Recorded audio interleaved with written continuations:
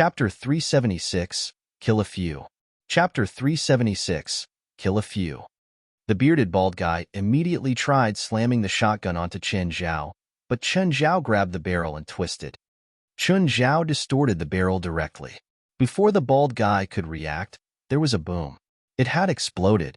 Chen Zhao took 2 steps back, but the bald guy's hands were covered in blood. Kill him. Kill him. Without holding back, Chen Zhao punched the guy in the chest.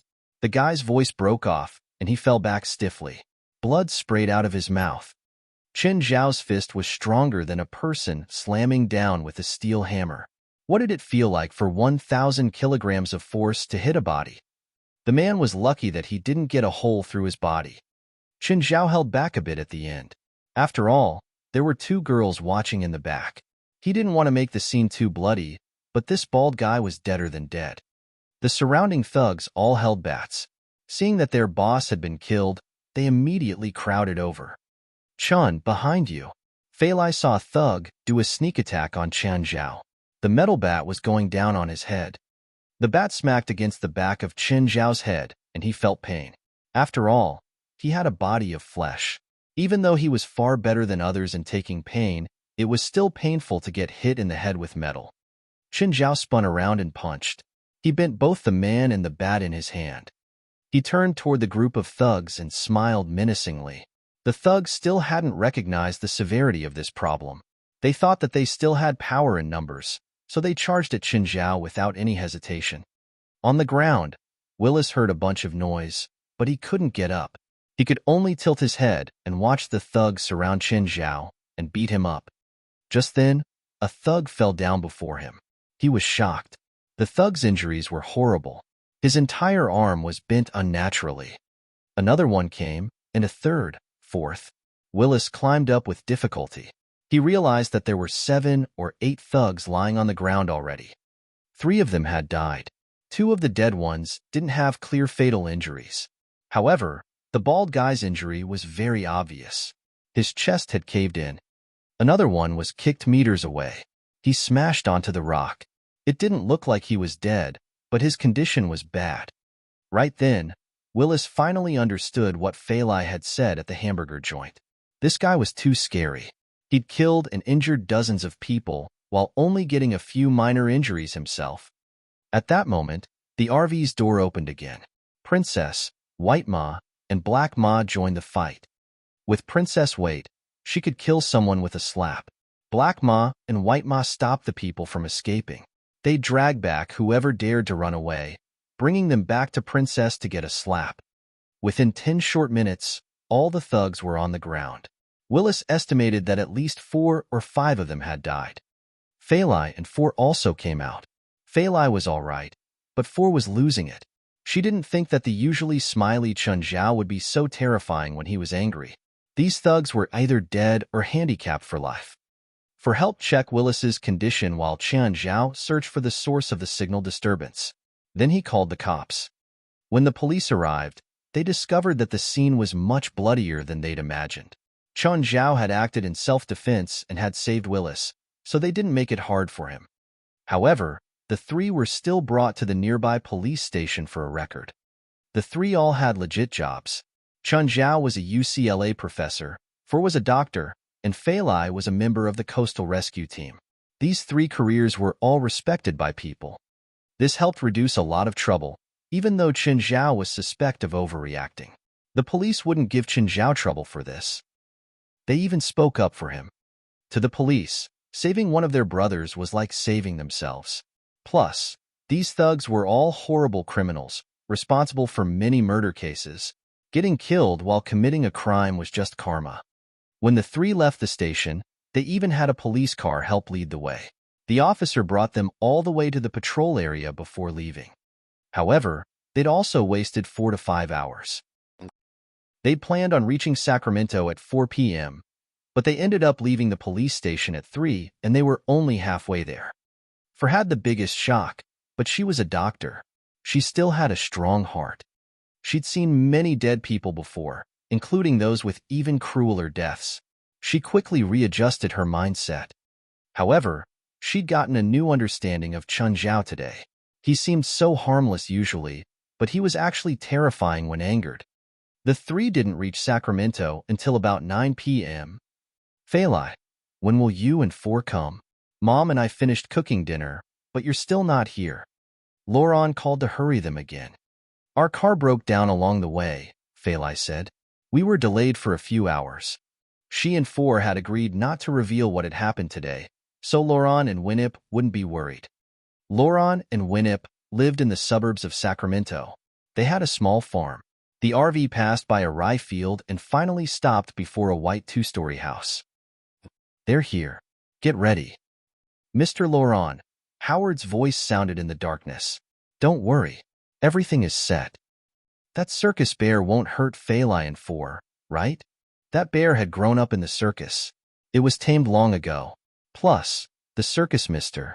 Grom is here. He's the best beast trainer. Grom patted the brown bear beside him. The bear licked Grom's palm, seeming very docile. Don't worry, Mr. Laurent. Prince will complete this mission beautifully. Remember your mission. Scare that bastard. It's best if you can make him piss his pants. Kareem, is your camera ready? Ready, Mr. Laurent. Kane, if Failai and Four enter first, pull them aside beforehand. Understood, Kane answered. But Mr.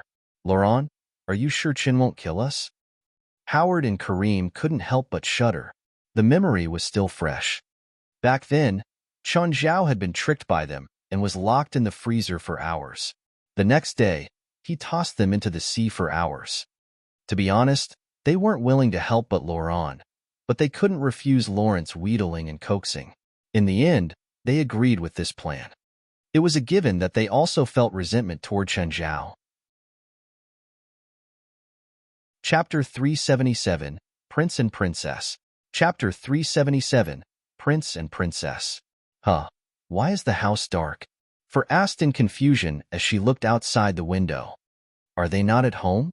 They had just made a call when they arrived in Sacramento. Laurent and Winnip did not say anything about going out. Chin Zhao looked at the house.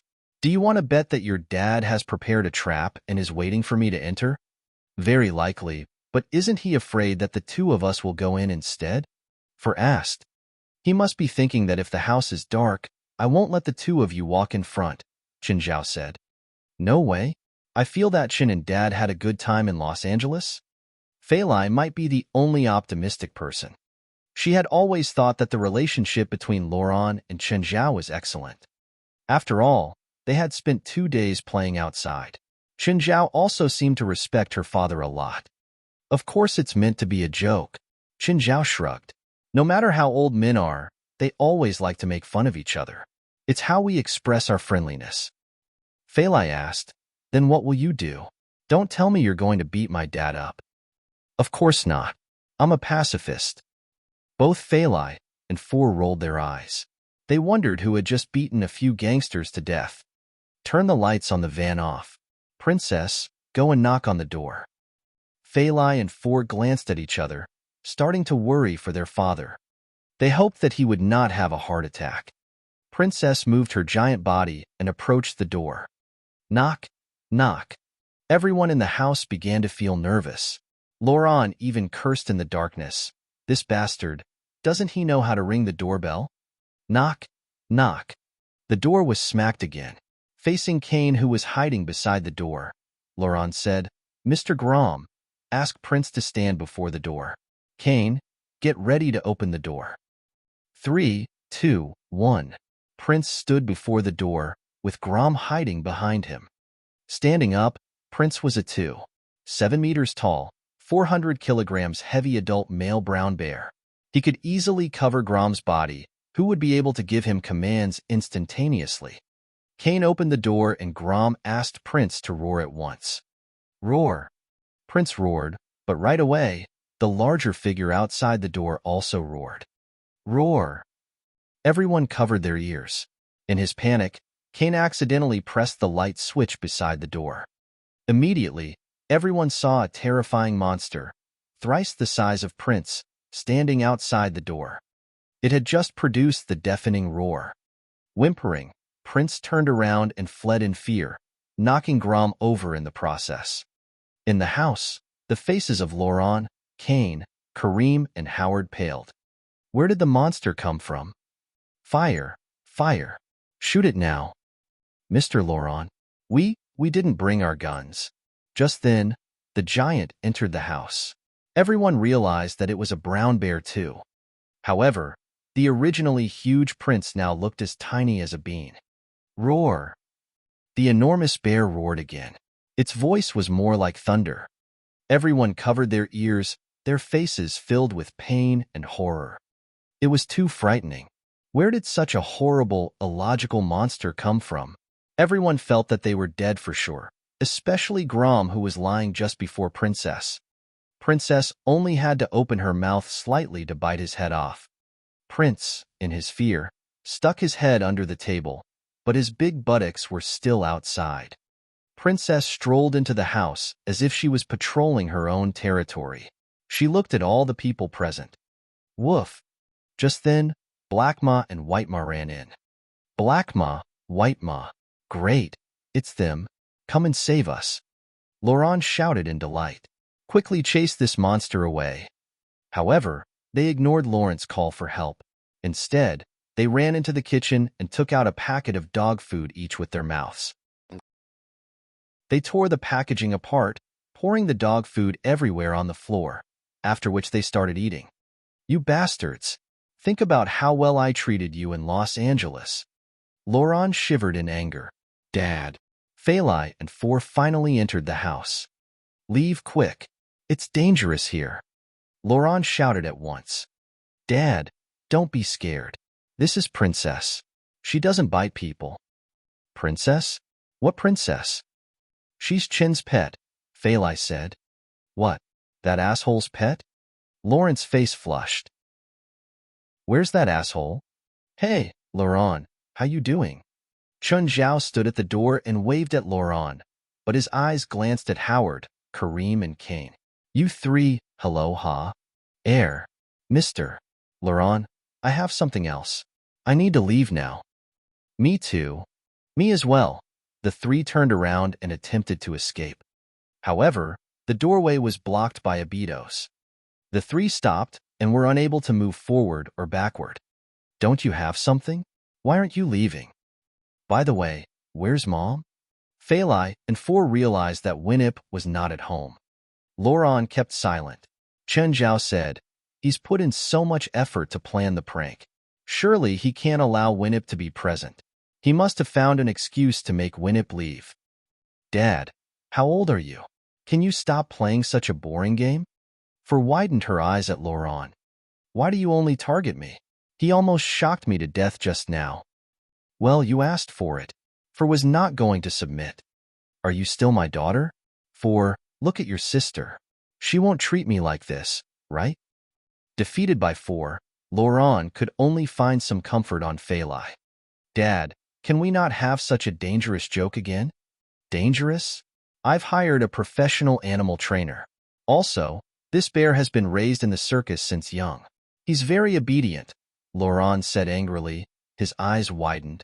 But you have such a huge monster. She's the dangerous one. Don't say that. Princess is not dangerous. Feli immediately talked back, as if she was protecting her own kid. The animal trainer Grom also said, Prince is the safest bear in the world. Feli and Four glanced at the bear named Prince. Indeed, upon seeing Princess, he tried to hide under the table in fear. Now, he was holding tightly onto Grom's leg, his face filled with tears and his body trembling. He seemed to be very safe. Chapter 378, Rich Man's Daughter. Chapter 378, Rich Man's Daughter. After paying him $1,000, Grom finally left with the trembling prince. Chen Zhao brought Kareem, Howard, and Cain to the field to talk about life. Four and Feli sat in the living room. When is Mom coming back? Feli asked. Speaking of Winnip, Winnip's car was already parked outside. For Feli, you're here. Did Laurent do anything weird? Winnip clearly knew about Laurent's prank, or had guessed his plans. Laurent and Chun Zhao had always been rivals. After hearing that Chun Zhao was coming, he'd plotted with Kareem, Cain, and Howard for 2 weeks. Winnip didn't want to dampen his enthusiasm since it was almost his birthday. "Winnip, your 2 daughters almost scared me to death," Laurent immediately complained. Roar. Just then, Princess came out of the kitchen. Winnip had a fright. "This is Chin's new pet," Phalai said. Winnip thought for a moment and glanced at Laurent's expression again. She immediately looked at him with sympathy. Winnip had a special love for animals. Whether they swam in the water or ran on land, she loved them all. "Phalai, is this Chin's birthday present for Dad?" "Mom, Chin didn't bring out his present yet, but you'll definitely like it." "Why will I like a gift for your dad?" "Dad won't refuse either." "What exactly is it?" "It's not time to take it out yet." What are you giving me?" "I'm here and I'm the best gift." "Dad, what do you think?" Laurent drowned himself in beer. He didn't dare to say no, because then would definitely lose her temper. Didn't have a good temper like Phalai. She'd been obstinate and stubborn since childhood. "Where are Kareem, Kane, and Howard? How come I don't see them? And Chun?" Laurent didn't want to answer, but Phalai said, "Chun said he hasn't seen them in a long time, so he pulled them out to talk." Phalai didn't notice the sympathy in the other's eyes. What could Chinzhao pull them out to talk about? An hour later, Chinzhao and the 3 bodyguards finally came back. After everyone settled in, Laurent secretly called Kareem. "Kareem, are Kane and Howard sleeping?" "Mr. Laurent, please let us go. We really don't want to play with Chen anymore." Chinzhao had given them a very nice talk. Now, they'd rather die than pull a prank on Chinzhao again. His pets were getting more and more terrifying. More importantly, Chinzhao was petty. He would make them pay for every prank. They couldn't beat him either, so they were always pushed onto the ground and dragged around. "Don't you want to take revenge?" "Revenge? How? We've never succeeded against him. This is why we can't let him go. Think about it. We don't know when he'll come to Sacramento again. We must leave a deep impression for him in these few days, even if we get hit." "Easy for you to say," Kareem thought. "No matter what, you're his father-in-law. He hits us, not you. This is Sacramento, our turf. Are you going to surrender just like this?" "Mr. Laurent, do you have any plan? Come to my room. We'll talk about it." "Isn't Boss in your room tonight?" "She's sleeping with Phalai and 4 today." The 3 bodyguards snuck to Laurent's room. The 4 of them started discussing. In the morning, Chinzhao stretched and got up to open the window. He was met with the sweet fragrance of the field. The environment was great here. The surrounding acres all belonged to Laurent and Winnip. Phalai and 4 were like a feudal lord's daughter. Adding on Winnip's chain store, they were authentic rich beauties. When Chinzhao went downstairs, Phalai, 4, and Winnip were making breakfast. Chinzhao kissed Phalai. "Dear, what plans do you have today?" "Mom and Phalai are going shopping with me to buy Dad a gift," said. "What about me?" "You and Dad can stay home." "Fine." Chinzhao shrugged. He just wanted to have a peaceful morning. Hopefully, Laurent wouldn't cause any trouble. A while later, Laurent, Kareem, Kane, and Howard came downstairs one by one. Hearing that the women were leaving, their eyes shone and kept darting at each other. After a while, Winnip, Phalai, and 4 went out. Chun Zhao lay on a recliner in the yard, enjoying the warm sunlight. "Chun, get up," Laurent said, coming to Chun Zhao. "We'll go have fun." "I'm not going." Chun Zhao didn't even have to think to know that Laurent was plotting against him. "Don't be so boring. Get up." "What about Princess and the others?" "Just leave them at home. Kareem and Kane can take care of them." "Fine." Kareem and Kane all let out relieved breaths. Not having to face Chinzhao directly was the best news for them. "I want to stay home and take care of them too," Howard said, looking depressed. "There are so many pets. Kareem and Kane might not be able to take care of them all." Laurent gave Howard a look. Finally, Howard agreed unwillingly. "Princess, Black Ma, White Ma, Abitos, if I don't come back in 4 hours, eat Kareem and Kane." Kareem and Kane were speechless. "I think Kane can take care of them by himself," Kareem said immediately. "How about I go with you all?" "Laurent, Where do you plan on taking me to? If it's another childish prank, I advise you to reconsider. Fei Lai isn't here, so I won't go easy on you. You're my father-in-law when Fei Lai is here. When she's not, you're just a sack of meat. Don't end up hurting yourself later. Chun, why don't you trust me? Laurent looked at him, hurt. Why should I trust you? Qin Zhao rolled his eyes. They were all adults. Why should Qin Zhao trust him? They both knew how the other was thinking, and they both disliked each other. Okay, I'll tell you the truth. You must pass my test if you want to be with Fei Lai. Even if you don't agree, I'll still be with Fei Lai, Qin Zhao said nonchalantly. You can't do anything about it. This wasn't some old-fashioned society where marriage had to follow the parents' wishes. I won't give my blessings even if you and Fei Lai decide to get married. You might not care, but will Fei Lai not care? Whatever, let me just kill you now, Qin Zhao said, annoyed. Chapter 379, You Daughter Will Never Get Married. Chapter 379, You Daughter Will Never Get Married. Chun, don't say that. Then why do you keep putting me in difficult positions? Qin Zhao said, displeased. Laurent turned his head away. Qin Zhao was not a father, so he could not understand how it felt to see his daughter being pursued by an unsatisfactory man.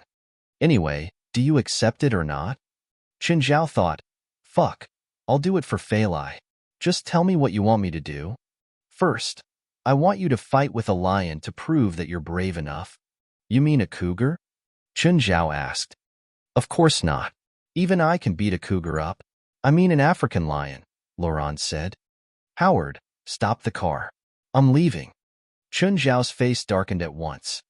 If you reject this, it means you don't have enough courage to protect Fei Lai, Laurent said with a serious tone.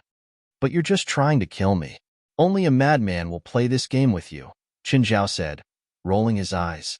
Even if you want to torture me, can't you find something more realistic? Answer me. If one day Fei Lai is surrounded by a group of lions, will you fight to protect her? If it really happens, I will. That's it. Prove to me now how much you love her. I still think that you're mad, Qin Zhao said. You just don't love Fei Lai enough. This being the case, you should break up with her. Don't tell me you require a man to fight with a lion before he can become your son-in-law. It's just for you. Why are you so unsatisfied with me? Have you forgotten? The first time we met, you made me pee my pants. It's the humiliation of my life. Do you think I should be happy with you? You asked for it yourself. You even threw me in the sea. You asked for that one yourself too. Is it that difficult for me to win once? You want to win, or you want me to let you win? Laurent stared at Qin Zhao, gritting his teeth. Anyway, I won't bless you and Fei Lai. Then let me tell Fei Lai what you just said. I want her to know how childish her father is. Indeed, Laurent was defeated and quickly said, this is a conflict between men. Don't get Fei Lai involved. But you keep using Fei Lai as an excuse to attack me. All right, I'll be direct. Either you let me win once, or you let me realize that I'll never win. Otherwise, at any time and place, I'll be finding trouble for you.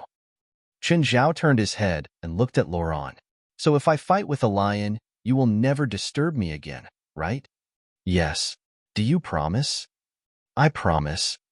Qin Zhao thought about it. He should be able to fight a lion. He just had to carefully dodge its claws and teeth, since he was definitely stronger and faster than a lion. All right, but it's America. There are no African lions. A delighted smile finally appeared on Laurent's face. I know the zoo director here. Qin Zhao glanced at Laurent. Did he really have to devise such a plot? Laurent had probably contacted the zoo long ago and was waiting for Qin Zhao to jump into the trap. When they arrived at the zoo, the director came. It was an old black man who seemed to be in his 60s. His hair was already gray, but he looked very energetic. Laurent, are you still alive? Charmin, I won't die before you do. It seemed like Laurent and the zoo director were very close friends, or they would not have spoken in such a way. Charmin looked at Qin Zhao and asked, is he the one? Yes, it's him. Qin Zhao felt that Charmin was staring at him with a strange look. Was it because he was about to fight a lion? Young man, are you sure you're taking the lion fight? Can I quit now? If you escape now, I'll look down on you forever, Laurent said. Chen Zhao felt that Laurent's trap would not be this simple. All right, Charmin, bring us to the African paradise. The zoo had great facilities and many tourists. The group of people strolled here and there as if they were visitors. On their way, Charmin introduced to them the various sections. Some were open to visitors, while others were restricted. Some tame herbivores were even interacting with visitors under the guidance of zoo staff. Soon, the group was brought into a seemingly high-tech building. The building was mostly white, surrounded by thick tempered glass walls. Zoo staff would occasionally be seen walking around. Charmin looked at Chen Zhao. Are you sure you're ready? Yes, I'm ready. Charmin then looked at Laurent. How about you? Of course. I'm not the one going into the lion's cage, Laurent answered, unconcerned, as he glanced at Chen Zhao. Charmin pressed a button on the remote control he was holding. The glass door opened, inside which there was another metal isolation door. Beyond the metal door was an environment that simulated the African grassland. It was about 100 square meters in size, with rocks, water, and grass. A glass cover acted as the roof. It was 3 meters high and very transparent. You can enter now, Charmin said. Chen Zhao walked past the doors, which then closed. Nevertheless, he could still see Laurent and the rest through the floor-to-ceiling glass walls. Chen Zhao looked around and did not see any lion. Where's the lion? Chen Zhao asked Charmin, who was on the other side of the glass walls. Just then, at the far end of the field, 2 metal isolation doors rose. Chen Zhao saw more than 20 lions behind the 2 doors. One of them was an adult male, while the others were females and cubs. Finally, Laurent smiled, as if his plan had worked. Open the doors. Chen Zhao knocked on the glass. His plan was to fight with 1 lion, not an entire lion family. You can still admit defeat now, Laurent said with an evil smile. He had been waiting for this moment, the moment Chen Zhao admitted defeat. Laurent, don't be so childish. Open the doors. No way, unless you admit defeat. If I die here, how will you answer to Fei Lai? If you admit defeat, you won't die. Mr. Charmin, I believe you're rational. You won't do such a stupid thing, will you? Realizing that Laurent just would not give up, Chen Zhao turned to Charmin, hoping that he was logical. I watched Fei Lai grow up. I don't want her to spend her life with a rogue. So you either break up with Fei Lai now, or die inside. Shit, Laurent. How have you been describing me behind my back? Chen Zhao was furious. Charmin thought that he was a rogue. Chapter 380, Pride of Lions. Chapter 380, Pride of Lions. Chen Zhao had a feeling. Coming out of Laurent's mouth, he was a lazy gangster and player. Howard, if you open the door, I promise I won't hit you. Howard looked awkwardly at Chen Zhao on the other side of the glass. This is your family matter. You guys shouldn't involve me. Chen Zhao slammed a fist on the tempered glass. Duong. Nothing happened to the glass, but Chen Zhao's fist was in great pain. Tempered glass was as hard as iron, and this one was more than 10 centimeters thick. Even Chen Zhao's inhuman power couldn't damage it. Mr. Chen, Charmin said, these are wild lions.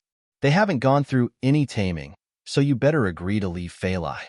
Otherwise, you'll end up as their meal. Chen Zhao looked at the 3 men outside. When I come out, I'll lock you all inside. Duong. He used more force this time. The entire tempered glass vibrated. The 3 all retreated in shock. Just then, the 2 doors opened. Charmin, why did you open the door? I got scared. Charmin had accidentally pressed the remote when he'd gotten scared. Seeing that the door was open, the lions came out immediately. The lions were already walking toward Chen Zhao. Open the door. Laurent yelled. Open the door. This was just a prank. He didn't want Chen Zhao to really die in there. But now, the situation was completely unplanned. I can't. There's a heat sensor inside that automatically senses if the lions are there. If they are, the door can't be opened. Chen Zhao looked at the incoming lion pride and rubbed his forehead. It seemed that he could only face them. Kids, come here. The male lion ran over to Chen Zhao with some wariness. The lion cubs were curious about Chen Zhao. They wanted to run over, but the lioness stopped them. Chen Zhao waved. Come here. After eating the beast language stone, Chen Zhao had the ability to communicate with wild animals. This didn't mean that he could speak in their language, but that he could understand what they were thinking. The beasts could also understand his words. Of course, he couldn't communicate with every beast. Some had low intelligence and only had their instincts and wildness. Lions didn't have low intelligence, though. They were even smarter than bears and wouldn't only think of eating. Cats all liked to play. Of course, they all wished to kill more. Roar! The male lion roared at Chen Zhao, but Chen Zhao could tell its emotions from the voice. Your mental state isn't well? Arg! Come here. I'll take a look. The male lion went over to Chen Zhao and lay down. Chen Zhao also sat on the ground and patted the lion's fur. This lion was actually a bit smaller than a brown bear. It wasn't as scary as imagined. Of course, to regular people, the lion was still the killer of the plains. The three outside the tempered glass gaped. Charmin, are you sure that lion is wild? Untamed? Of course. This pride was just brought over from Africa. They're hard to tame, so we haven't revealed them fully to the public. Then why aren't they attacking Chun? How would I know? Mr. Laurent, you forgot that Chun came tame beasts. Charmin, is that how you tame beasts? No way. When a beast trainer starts, they have to tie up the beast and then whip it so it's scared of the trainer. Then I don't know. I've never run into a situation like this before. Charmin looked at Chen Zhao and the lions surrounding him. They didn't seem to want to attack him at all. Cats actually all love to be petted. Chen Zhao was petting the lion's fur, making it really relaxed. As for the lion's mental state, just think of its harem. It had to mate dozens of times per day. It was easy to imagine why it was in a bad state. Chen Zhao fed it some medicine to recover its energy. As for more, Chen Zhao was powerless too. The cubs wanted Chen Zhao too. They kept jumping up, trying to attract his attention. Mr. Laurent, what do we do now? A bit horrified, Howard watched Chen Zhao interact with the lions peacefully. They were in a very awkward situation. If Chen Zhao died in the lion cage, they would definitely be responsible. But if he didn't die, then they would be the ones dying. When Chen Zhao wanted to take revenge, he never showed any mercy. Chen, I think we should have a nice chat, Laurent called Chen Zhao through the floor-to-ceiling window. Chen Zhao ignored Laurent. He continued talking to the pride of lions. To be honest, he wanted to take the male lion, but taking it alone wasn't suitable. After all, it had its own family, but Chen Zhao couldn't take them all. Charmin called the zoo staff. When the staff saw someone with the pride, they were all terrified. They hurriedly changed the electric circuit and Chen Zhao finally came out. However, Laurent and Howard had already escaped. Anger simmered inside Chen Zhao. That old Charmin kept apologizing to him, but if apologies worked, then why did people need the police? Mr. Charmin, if you agree with my conditions, I won't report you and your zoo. If you don't, trust me, I can make the zoo go bankrupt. What conditions? My condition is, Chen Zhao whispered in Charmin's ears. This? Charmin looked at him with a troubled expression. Mr. Chun, your request is a bit too much. I'm afraid I can't agree. Then maybe you should get to know my lawyer. Mr. Chun, I was tricked by that old bastard, Laurent. You should go find him. I'll definitely go find him, but no one can escape. Mr. Charmin, have you thought it over? Oh, attempted murder has a sentence of 3 years, right? Charmin shuddered. Okay, I'll agree. That's good. This'll be all for now. What else do you want? I'll tell you later. Chen Zhao didn't live here. He was going to leave Sacramento in a few days. He didn't feel much animosity toward Charmin. After all, he just wanted the best for Fei Lai. But Chen Zhao would never forgive that old asshole Laurent. That asshole dared to do any kind of prank. If he hadn't run so quickly, Chen Zhao really would have tossed him into the lion cage. Chapter 381. I'm thinking about how to kill you legally.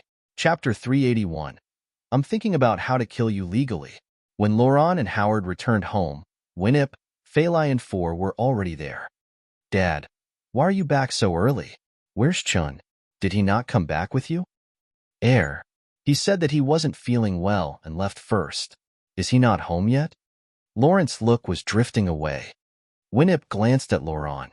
Having lived together for so many years, she knew from Laurent's look that something was wrong. Laurent, what did you do again? What?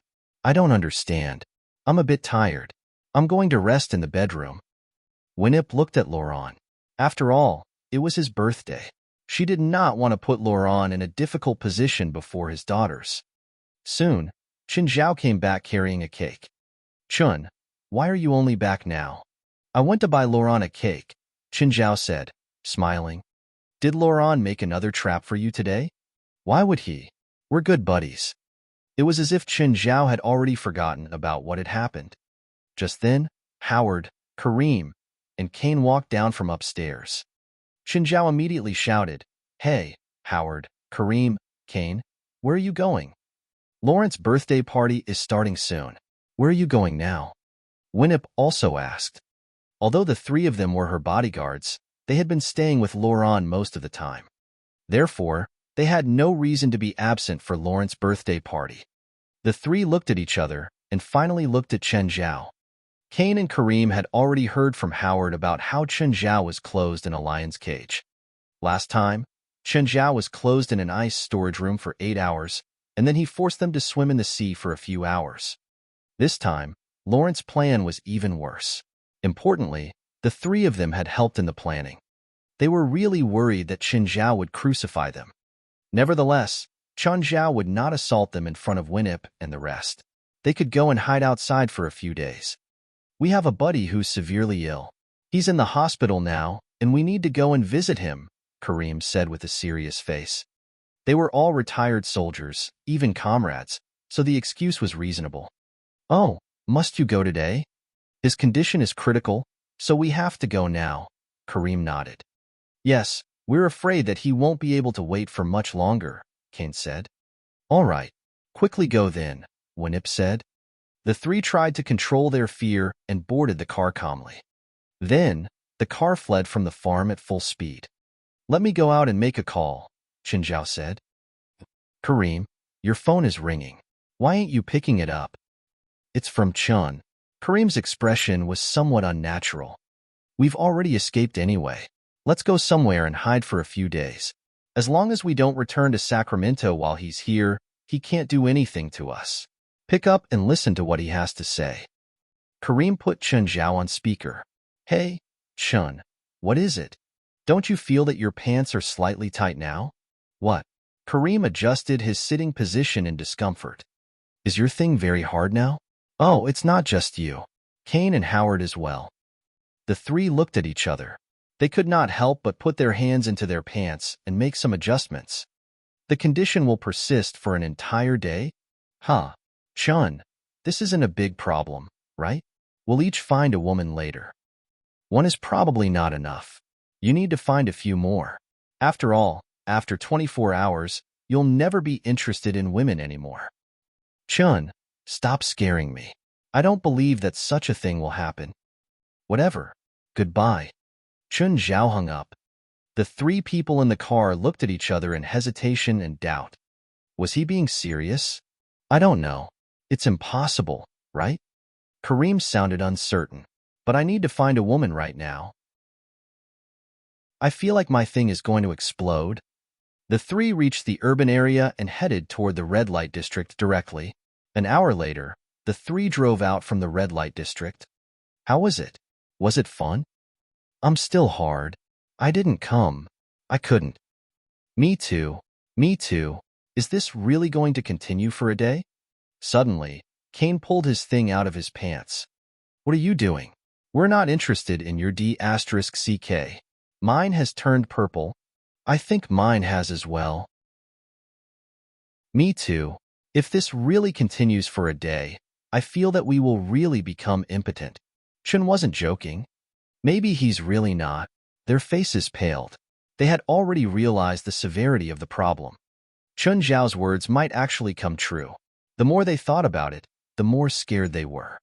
What now? You want to go back? Chun will kill us. But if we don't, we'll be soft forever. How? We're doomed either way. Let's go back. Finally, Cain made up his mind. Are you not scared of Chun? I am, but are we really going to avoid him for our entire life? Sounds reasonable. Let's just face him. Cain, Kareem, Howard. Why are you back? Didn't you go and see your ill comrade? Actually, he's already dead, so we think that Mr. Laurent's birthday party is more important now. Fine, as long as you're happy. Where's Chun? Cain asked. Outside, I think, Failai said. The three found Chinzhao near the creek by the farmland. At the moment, he was soaking his feet in the water, his pants rolled up from the cuffs. Hey, Chun, what are you doing here? Daydreaming. You must be thinking of something important. Cain was forcing a conversation. Kareem and Howard stood at the side awkwardly, not knowing what to say. I'm thinking about how to kill you legally. This joke isn't funny. Their smiles were worse than crying. Do I look like I'm joking? Chinzhao turned his head and looked at the three. Chun, we were not involved in this. It's all Mr. Laurent. Actually, we wanted to stop him, but he didn't listen. Chapter 382, Golden Key. Chapter 382, Golden Key. These three cronies were always present when causing trouble, but when they had to take responsibility, they would push all the blame onto Laurent. Chinzhao didn't think that they were innocent. No one could escape from the blame. Anyway, Chinzhao didn't plan on letting any of them go. No one can escape. I'll take care of all of you. Chin, just tell us what we have to do to be forgiven. I haven't decided. I'll tell you all later. Then, can you take care of our problem right now? We've been hard for more than 2 hours now. Having a boner for 2 hours was definitely not a happy thing. They felt that they'd definitely be disabled if this persisted. Then how about you help me brainstorm how to punish you all? If I like your idea, then I'll help you take care of that problem. The three almost broke down. You want to punish us and ask us to help think of an idea. And the idea has to satisfy you. Just kill us. How about we help you prank Mr. Laurent? These three shameless bastards could sell out their boss without hesitation to save themselves. Laurent won't escape either. His fate has already been decided. You don't need to worry. It'll be better for you to think about how to pay for your sins. The three shuddered. Seeing how stubborn Chen Zhao was, their heads hurt more. Of course, their dicks hurt even more. It felt like it would explode soon. We'll do whatever you want. Cain was about to cry. How far is it to town? Chen Zhao asked. A few kilometers. I got it, Kareem said. A light bulb going off. You want us to run to town, right? Don't worry. We can definitely do it. It's not that easy. Run there and run back? Chen Zhao nodded. The three felt overjoyed. It was easier than they'd imagined. Running 10 kilometers was indeed tiring, but it'll be better than their situation now. Plus, even though they'd left the army, they were still in shape. Take off your clothes and run? What? All three of them cried. You heard me. I want you to run 10 kilometers nude. You're humiliating us. Yes, I'm humiliating you all. You think we'll agree to such an insulting request? Cain glared at Chen Zhao with clenched teeth. I was going to have you three men have a round with each other. Are you sure you won't run? The three quickly took off their clothes. What a joke. They were all straight, and having sex with their friends was disgusting. Chen Zhao happily returned to the house. He didn't know what Failai, Four, and Winip were talking about, but they seemed happy. Chun, where's Cain and the others? They didn't find you? Oh, they might not be in a good mood. They went out for a run. Run? Winip was confused. Are they in a bad mood because their friend died? Is Laurent still in his room? Chen Zhao asked. He might be too tired from earlier. He's old, after all. Just then, Winip's phone rang. Seeing the caller, her expression turned uncomfortable, but she still picked it up after a few rings. Hi, it's Winip. Mrs. Winip, please help us. If you take our products down, our farm really will go bankrupt. I'm sorry. I can't tolerate it. Your products have severe product violations.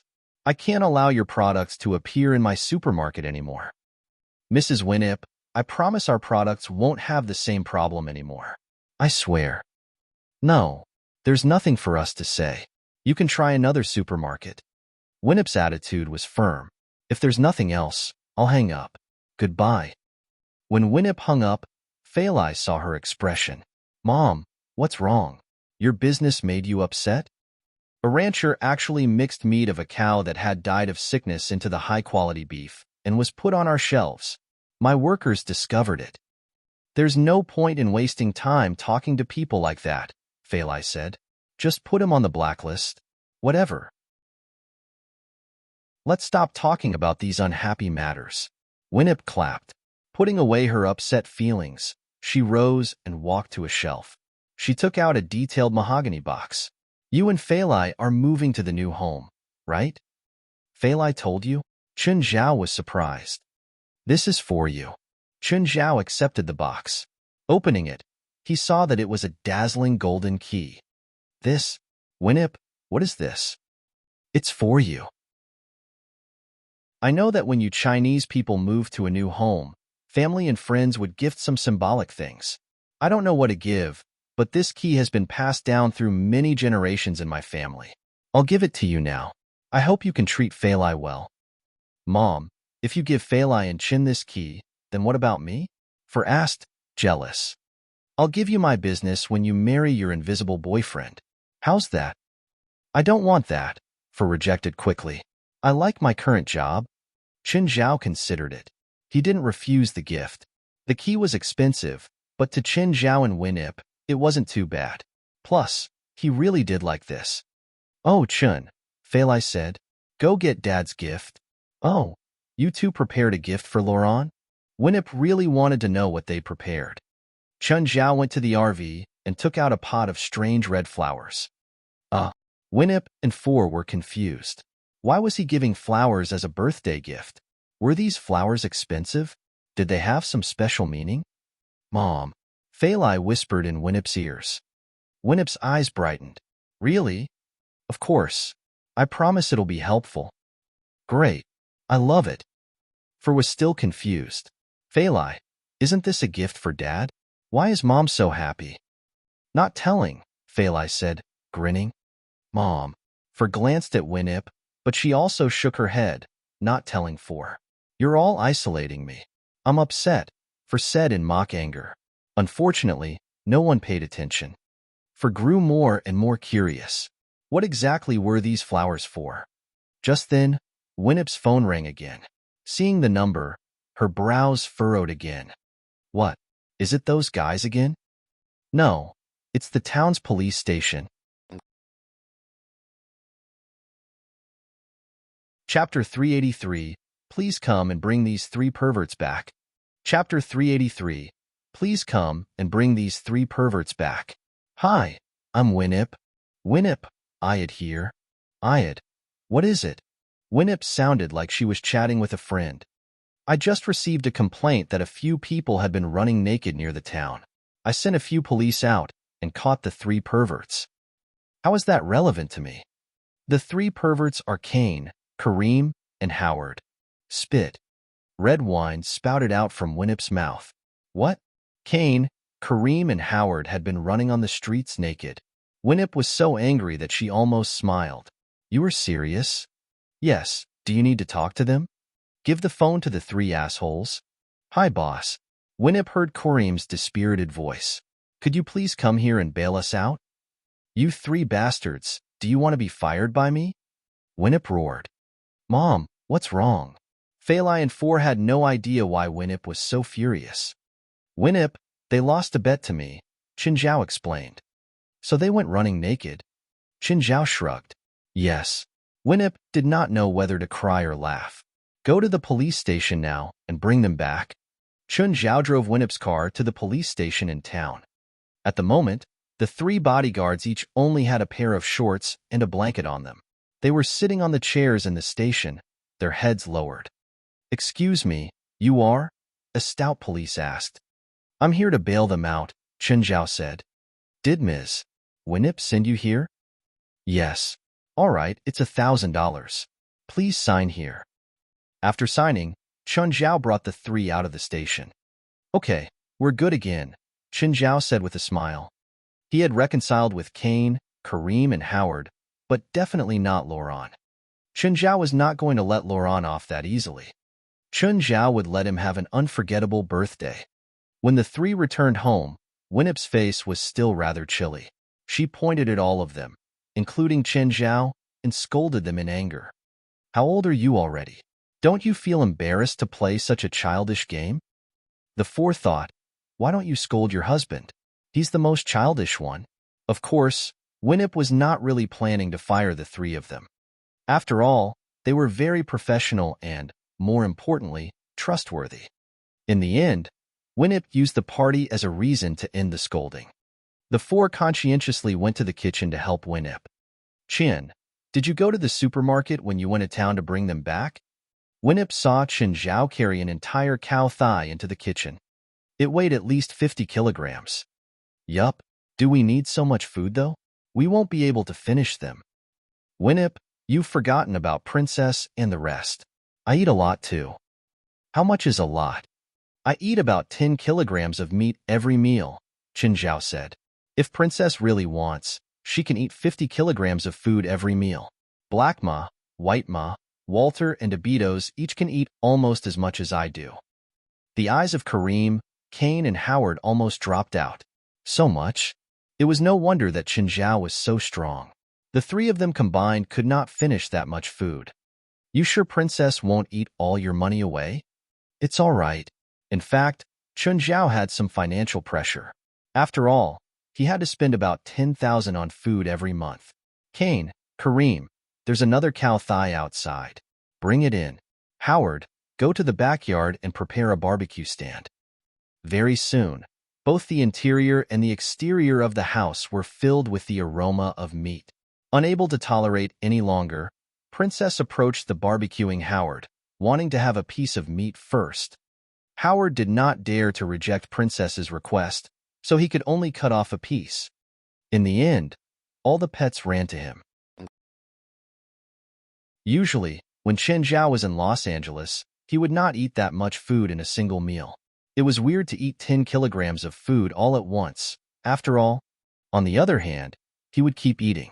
As long as he was free, he would eat snacks or something to fill his stomach. Hence, there was always a large amount of food stored in his RV. Fei Lai and Four also entered the kitchen, helping to prepare the food needed for Laurent's birthday party later. In the evening, Laurent finally came down from upstairs.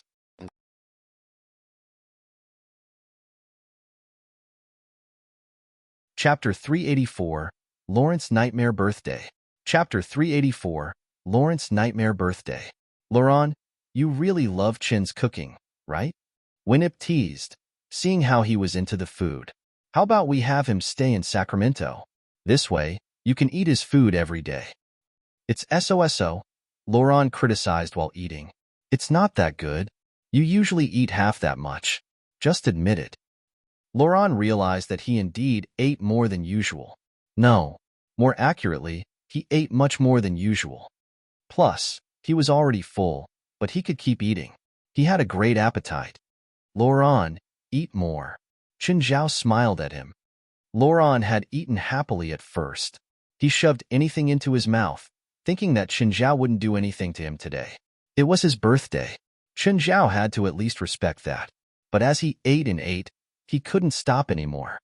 Laurent, don't eat so much, Winip said. If you like it, he can cook more tomorrow.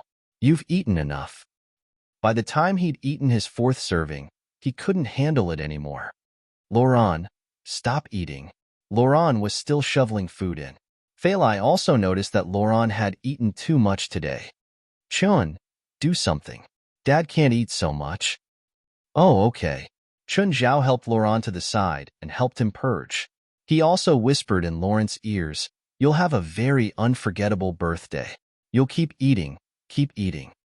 Right then, Laurent finally realized that this was all Chen Zhao's doing. You asshole. Be quiet. You don't want everyone to know how you locked me in the lion cage, right? Motherfucker. Next, Laurent started devouring food crazily again. He wiped at his tears while eating. Chun, is Dad sick? Feilai asked, worried. Having a good appetite means he's in good health. There's no problem. If you don't believe me, ask for. Indeed, being able to eat meant that the body was normal. But the way Laurent was eating would cause problems. For thought for a long while without understanding what was happening.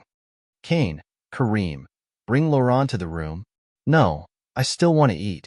I still want to eat. Right now, Laurent was like a starving beast. He pushed the two aside. That terrifying appetite made it so that he couldn't stop at all. The people couldn't stop him, and he ate until midnight. Chen Zhao helped him purge 6 times. When the clock struck 12, Laurent finally lay onto the ground, exhausted. It was unclear whether his expression was one of hatred or satisfaction. Finally full. I'll take Laurent to his room. Chen Zhao helped Laurent up. Laurent's expression was furious. Don't think you can defeat me like this? You want to try this feeling again? Chen Zhao asked, smiling sinisterly. Whatever. We'll have a truce tonight. Laurent was truly scared. Chen Zhao didn't plan on continuing to torture Laurent. He'd already been messed with enough. If it continued, Laurent might really get health issues. Chen Zhao didn't want to kill Laurent yet. I hope you have a great night. Bastard, you haven't given me a present yet. I already did. Winnip took it. Go ask her for it. Why did you give my gift to Winnip? You can ask her for it when you return to the room. Oh, other than tonight, you'll really love this gift. That night, everyone in the house could hear noises coming from Laurent like someone butchering a pig. The next day, Winnip prepared breakfast in the kitchen. She looked very spirited. On the other hand, Laurent came downstairs while leaning against the wall. Dad, Mom, you two were too loud yesterday, For complained. Chun Zhao and Feilai lowered their heads, but their shoulders shook. Laurent was pissed. He didn't want to mention last night. It was like both he and Winnip had taken some drug. Neither could stop. He didn't even need to think to know that it was Chen Zhao's doing. His birthday ended so tragically. Chen Zhao, Feilai and Four would stay for a few more days, but Winnip had to start working today. When she reached the company, she was stopped by someone. Mrs. Winnip, give me 3 minutes. Only 3 minutes, please. Kane, I don't want to see him. Winnip strode into the company while Kane had already stopped the man. Stupid bitch. You want me to go bankrupt? I'll pull you down too. Suddenly, the man whipped out a gun and pointed at Winnip. In shock, Kane hurriedly pushed the man's arm up. Kareem and Howard blocked Winnip too. Bang. The first shot hit the ceiling. Since he didn't hit Winnip, he suddenly aimed at Kane's head. Bang. Kane lost consciousness and fell to the ground. Kane. Kareem tackled the man and stole the gun. He shot 3 times, each one fatal. Finally, he tossed down the gun. Howard ran up to hug Kane. Kane's forehead had been shot through, but this was a small caliber pistol, so it wasn't that strong. At least, Kane didn't die on the spot. Winnip was stunned by this sudden change in events. She stood there, staring at Kane, not knowing what to do. Call the ambulance. Kareem yelled. Ambulance. Winnip finally reacted, dialing for the ambulance. What? Laurent was playing with the 2 baby bears.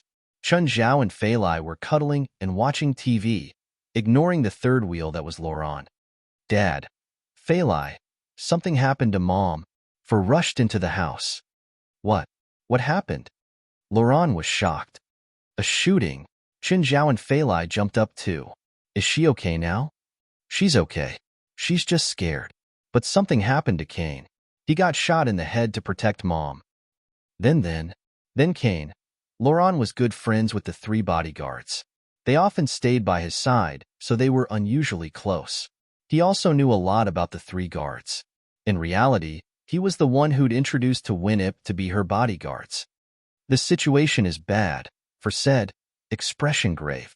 He's in the emergency room. The 3 were like brothers to Feilai and Four. Kane, Kareem and Howard had been by Winnip's side since they were young. Back then, They would help Fei Lai and For take care of annoying guys too. To the hospital, Chen Zhao said. Chapter 385, The Trickiest Situation. Chapter 385, The Trickiest Situation. When the group arrived at the hospital, they saw Winip sitting outside the operating room, crying. Kareem and Howard walked around in panic and kept looking at the operating room door. Mom! As soon as Winip saw them, she charged into Laurent's arms and cried loudly. It's all my fault. If not, Kane wouldn't be injured. Laurent comforted Winip. Perhaps he would only display his maturity as a husband in such a circumstance. Chen Zhao and For pulled Kareem and Howard and asked them about the situation. Soon, their expressions changed. Kane's injury was very severe.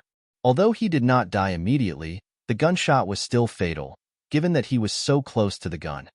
According to a preliminary investigation, the bullet penetrated his skull, slowed down, and was stuck inside his skull. However, the scraps entered his left cerebral cortex and were embedded in his telencephalon. The scraps were the most deadly. If they were not taken out, Kane might die any time. Moreover, the doctors had yet to confirm the impact of the damage to his brain. There was very little information available. Chen Zhao and For could not even know enough, let alone make a judgment. On the other hand, Winip kept asking if Kane would die. Although she would frequently scold the three bodyguards, she really treated them as her family, her children. She could not accept the fact that Kane was injured this badly in order to protect her. For looked at Chen Zhao. Chen Zhao waved his hand. If it's within my capabilities, I'll help, but I don't know the exact situation. Finally, after 3 whole hours of waiting, the door of the operating room opened. The surgeon walked out with a solemn face. I'm sorry. You can go in and see him for the last time. Winip fainted at once. Laurent quickly hugged her. Doctor, I need to know his exact condition. Chen Zhao stopped the surgeon. You are. I'm a doctor too. The bullet scraps are now scattered in his telencephalon. They're all small and very difficult to remove. Some have even caused functional impairment and intracranial hemorrhage. Nobody can save him, the surgeon said.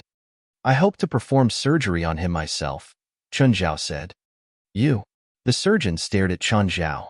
Sir, please do not joke around. You're not a doctor in our hospital. In fact, I don't even know if you're a doctor, so you can't perform surgery on a patient here.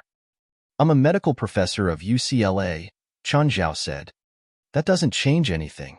It's a clearly stated rule in our hospital. Chen Zhao glanced at the name tag before the surgeon's chest. Hill Nans. Mr. Nans, since you've already determined that the patient is dead for sure, why don't you give me a chance? It can't be worse than this, can it? Hill Nans was somewhat hesitant. I can't decide on this. Then who can? Our dean. Can you please talk to your dean? I'll try, but can you show me your license? I didn't bring my license. You can call UCLA instead. You should be able to get the college's number. Also, the head of LA Chantilly Hospital can prove it too. I'm an oncologist in Chantilly Hospital. Here's my medical license. I can confirm that my friend is an expert in both neurosurgery and internal medicine. Hill Nans glanced at For's senior medical license and said, I know you, Ms. For. I was present during your talk on an advanced medical seminar, so I believe in you. Still, I can't confirm if the dean will agree. Then please go and tell the dean. All right, I'll go now. Once Hill Nans left, the group entered the operating room and surrounded the operating table. You all go out now. Leave the rest to me. Chun, what are you doing? Saving him, Chen Zhao said. But the dean has yet to agree. So are we not saving him? Chen Zhao asked. Howard, Kareem, stop anyone who attempts to enter later. Before I come out, don't let anyone disturb me. Chun, can you really save Kane? Kareem asked in reluctance. Just go out now. Don't waste more time. Kane can't wait. Do you need my help? For asked. You know the answer. All right, please save Kane. I'll try my best. For was even more worried. It was the first time Chen Zhao said he would try his best. In the past, he was always so confident. No matter what illness his patient had, he was so confident. Even against a patient who had been in a coma for 5 years, he showed no signs of retreat or doubt. But now, he would only try his best. Kane's injury was definitely more serious than Four had imagined. After the operating room door closed again, Chun Zhao destroyed the camera in the room. Then, he cut open Kane's skull again. After some examination, Chun Zhao summoned a few brain-eating insects. Brain-eating insects were very tiny, each perhaps only as large as the tip of a needle. Chun Zhao controlled the insects to climb into Kane's telencephalon, searching for scraps. Because of the fragility of the brain, doctors could not open the telencephalon with the current medical technology. After all, it contained the viscous brain plasma. It could not be opened physically. Brain-eating insects avoided the problem perfectly. The insects climbed inside the brain, looking for and devouring any scraps. Of course, consuming the scraps was fatal for the insects, and they would react after eating 2 or 3 pieces. Chun Zhao was not really concerned since the insects were more like consumables. He only needed the brain-eating insects to bring the scraps out of the brain. If any of them died, he would summon more. Just then, Chun Zhao heard some people arguing outside. The people from the hospital must have returned, but they were stopped by Kareem and the rest. Nonetheless, Chun Zhao could not care about what was going on outside. He had to focus on the surgery. Chun Zhao also used the brain-eating insects to bring medicine to specific places. The places were all bleeding, which could hardly be stopped by surgery. Chapter 386, And Who Are You? Chapter 386, And Who Are You? Move aside. Don't you know that you're breaking the law? My brother is inside and Chen is performing surgery. I don't want anyone to disturb him before the surgery ends. Kareem and Howard blocked the surgery room's door like 2 door gods. The patient was shot in the head, the dean said. Hilnan's already said that he has no hope. You're just causing trouble now. Then he said to the bodyguards beside him, pull them away. But the bodyguards were quickly sent to the ground by Kareem and Howard. If you keep doing this, I'll call the cops, the dean threatened. Mr. Dean, since you already decided that Kane has no hope, why can't you give someone else a chance? For was still calm. She didn't want a conflict to happen and affect Chun Zhao's surgery for Kane. She wasn't sure if Chun Zhao could save Kane, but at least there was still hope. As long as Chun Zhao hadn't come out, there was still hope. You're using my surgery room. I won't lend the room to an outsider with an unclear background. Dean, Kill reminded from the side. That man is a medical professor from UCLA. So what? Are professors allowed to break into other people's hospitals? The dean asked matter-of-factly. Does being a professor mean that he has a license? Dean, lending the room to him actually doesn't pose any problems. How do I know if he's doing anything illegal in there or not? That man damaged the surveillance camera as soon as he entered the room. I have reason to suspect that he's doing something unthinkable. I don't wish to take responsibility for any risks. I don't care. That man needs to come out. If there are any damages to your room, I can pay for it, Winnip said. I said no. The dean insisted on his own decision. Seeing that Winnip and the others wouldn't back down, he called the cops. The police came shortly after. The 2 sides had different stories, giving them a headache. Winnip's side insisted that Kane still had hope and that man was performing surgery. The dean believed that Chun Zhao wasn't performing surgery. Instead, he was doing something illegal. You two, move aside, the police advised. Kareem and Howard stayed in their spot, not willing to move. Right then, Winnip said, if my man dies in there, I have reason to suspect that the surgery of this hospital had a serious mistake. So you're stopping an expert from saving him to hide the truth? Nonsense. Hill panicked. This had nothing to do with him, but Winnip was pulling him under the water. My surgery follows the hospital's standards. How would I know? Winnip scoffed while looking at the dean. If my man dies because you guys broke in, I'll sue you until the hospital goes bankrupt. I am not joking around. The dean's face alternated between red and pale. Gritting his teeth, he said, okay, I'll wait until he comes out and then I'll see what you can say. You could have said this earlier, Winnip said, sneering. The dean's face was red with anger. Nans, he called to Hill Nans. Call the principal of UCLA. I'm going to report that their staff is breaking the standards of medical practitioners. I want him fired. Winnip couldn't help but get worried. Will UCLA really fire Chin over this? She asked softly. For was worried, but she couldn't do anything except forge on. It's okay. He doesn't really need this job anyway. It's just a title for him. Dean. The call is connected. Wright's voice came from the other end of the call. Hello, Wright speaking. Who are you? I am Razik Wan, Dean of Sacramento Toffagate Hospital. Hello, sir. How may I help you? A professor from your school named Chun Zhao is acting crazily in our hospital. He's performing surgery on someone already pronounced dead and using our surgery room without getting permission. He refuses to come out too. I demand that you fire him. Fuck you. Who are you to make demands?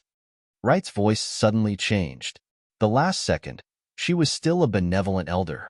The next second, her voice was a cold and harsh dictator.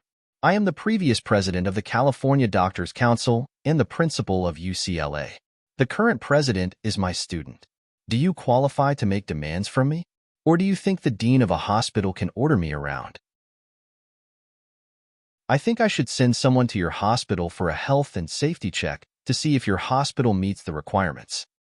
Let me tell you, Chun is performing surgery in your hospital right now, so you better cooperate with him. If your disturbances cause irreparable damage to the patient, I will shut your hospital down. I've already checked. You're a private hospital, right? Perhaps I should suggest to the council to recheck if your hospital is qualified for the license. I am not joking. Chun is the best teacher in our school and the best doctor. Since he thinks that the man still has a chance, that means he shouldn't have died. If you have any questions about my words, you can come and visit me at UCLA at any time. But don't say I didn't warn you. UCLA is very dangerous. A professional boxer recently got his arms broken here recently. Clunk. The dean perspired after hearing this. Did he just get threatened by a college principal? She'd threatened him so shamelessly too. He couldn't even reply. He'd given up on refuting her head-on when she'd revealed her status. She was the previous president of the Doctors' Council and the teacher of the current president. If he angered her, they could void his hospital's license. No, even just lowering the rating could send his hospital into the abyss. He was furious, but he had to stay clear-headed. Now, he just wished that the surgery room's door could open soon. A result was more convincing than anything else. Chen's status in UCLA is quite high, Winnip whispered to Four. The principal seems to place high importance on him. The principal mentioned that a professional boxer got his arms broken. Chen's responsible. On the side, Laurent shuddered. This bastard really did every bad thing. Chapter 387, Beating the Dean Up. Chapter 387, Beating the Dean Up. Finally, the operating room door opened. Chun Zhao walked out, exhausted. You finally opened the door. Police, arrest him. Dean Razik shouted. Chun, how was it? For asked at once. I saved him, Chun Zhao said, rubbing his forehead. Kane's not dead. Kareem and Howard looked at Chun Zhao in excitement. Yes. Chun Zhao turned to look at the two policemen. Do you need to bring me to the police station? The two policemen felt really awkward. Formally, what Chun Zhao had done was illegal. However, he saved someone who had been pronounced unsavable by the hospital. It was really a tricky situation. No way, he can't be alive, Hill Nans denied immediately. He has a severe brain injury. The bullet scraps can't be removed, and there is also a massive intracranial hemorrhage which can't be handled. When I came out just now, his brain was already deprived of oxygen and he would die in 30 minutes. Chun Zhao glanced at Hill Nans. Can't you just go in and see for yourself? Hill Nans glanced at the operating room and then at Chun Zhao in hesitance. It was probably the most conflicting moment in his many years as a surgeon. On one hand, he hoped that his judgment was correct. On the other hand, He also hoped to see the patient alive. It was not just his professional ethics. More importantly, he wanted to witness a miracle. Of course, Dean Rozek beside him did not have such a complicated feeling. Rozek purely hoped that the patient was dead so that he could attack Chen Zhao. You heard it. He's a trickster. Pow! Chen Zhao delivered an uppercut and many teeth flew out from Dean Rozek's mouth. Arrest him. He's trying to kill me. He's trying to kill me. As Rozek screamed, 2 more teeth fell out. Now you have enough reason to arrest me? The 2 policemen smiled bitterly. They had to arrest Chen Zhao now. Sir, please follow us back to the station. Chun, go with them. I guarantee that you'll be fine, Winip said. Kareem, contact my lawyer. I want this hospital to compensate $10 million. Hill Nans entered the operating room and looked at the heart rate monitor. It was stable. He then looked at the EEG monitor, which was similarly active and stable. A dead person would clearly not have such data. At the moment, Hill Nans really wanted to cut Kane's head open again to see what kind of surgery he had undergone. No way. Puff. Dean Rozek spit out another tooth. Fake. This is fake. He's dead. He must be dead already. Everyone was annoyed. Winip shouted, beat him up? Kareem and Howard had been tolerating the dean until now. When they heard Winip's instruction, they immediately walked up and gave the dean a combo. I'm going to sue you. I'm going to sue you for malice. Go ahead. As the dean of a hospital, you cursed a patient who had just survived a surgery. You can't wash that away. I'll buy all the media headlines in Sacramento and make you the most famous dean here, Winip said lightly. I didn't mean that. Dean Rozek finally realized his unwise remarks and attempted to deny it. However, with so many people present, he could not wash it away. Even Hill Nans would not help him. Chun Zhao was released from the police station by Winip's lawyer in less than an hour. When he returned home, he went to bed directly. 4. Is Chun all right? Yes, he's probably just too exhausted.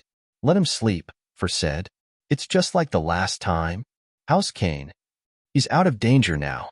He's still in a coma, but a comprehensive check confirmed that all the scraps in his brain have been removed. To be honest, I've seen his X-ray image and I can't imagine how Chin managed to save him. If it were me, I would probably pronounce Kane dead just like Dr. Hill Nans. Chun Zhao slept for 18 hours, from noon till the next morning. Although Four promised several times that Chun Zhao was only too tired, Fei Lai was still panicked. She kept asking if they should send Chen Zhao to the hospital. Of course, she was really being over-concerned. When Chen Zhao woke up the next day, the first thing he did was to drag Fei Lai onto the bed. Fei Lai was finally relieved to see Chun Zhao energetic again. Being able to sleep with her indicated that Chun Zhao had fully recovered. When Chun Zhao and Fei Lai went downstairs, they realized that the atmosphere in the house had already restored. Chun, that's a long nap. Winip's face was written with ease. After all, Kane was already out of danger. How's Kane now? He woke up briefly last night, but he's asleep again now. Then I'll go and visit him in the afternoon, Chen Zhao said. Winip nodded. It would be best if Chen Zhao could visit Kane. After all, Chen Zhao had saved Kane and definitely knew his condition very well. Winip had also just discovered how amazing her prospective son-in-law was as a doctor. He had actually saved a person who was shot by a gun in the head. It was an unimaginable feat for the commoners. Of course, it was because Kane was shot by a small-caliber pistol. And also, Kane's head was harder than the average person. Laurent also came downstairs and sat at the dining table. He was about to eat the egg and sandwich before him when Winip slapped his hands away. Don't touch it. It's for Chun. Winip, it was just a coincidence that he saved Kane. You don't have to treat him differently, Laurent said, displeased. If you can save Kane by coincidence, I'll prepare breakfast for you too. I had credit yesterday, Laurent said in dissatisfaction. What? Beating that asshole Dean up? Look, my hand even bled. You injured yourself by hitting someone else? What trash. Chun Zhao proudly enjoyed the special breakfast. Laurent, do you want me to teach you how to beat someone up? I'm really good at it. Also, I'm happy to teach you. Forget it.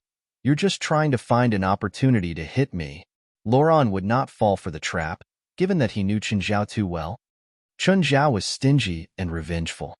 Laurent could still vividly remember how Chen Zhao had taken revenge. He would probably remember them for life. The birthday last night was particularly bad. It almost became his nightmare.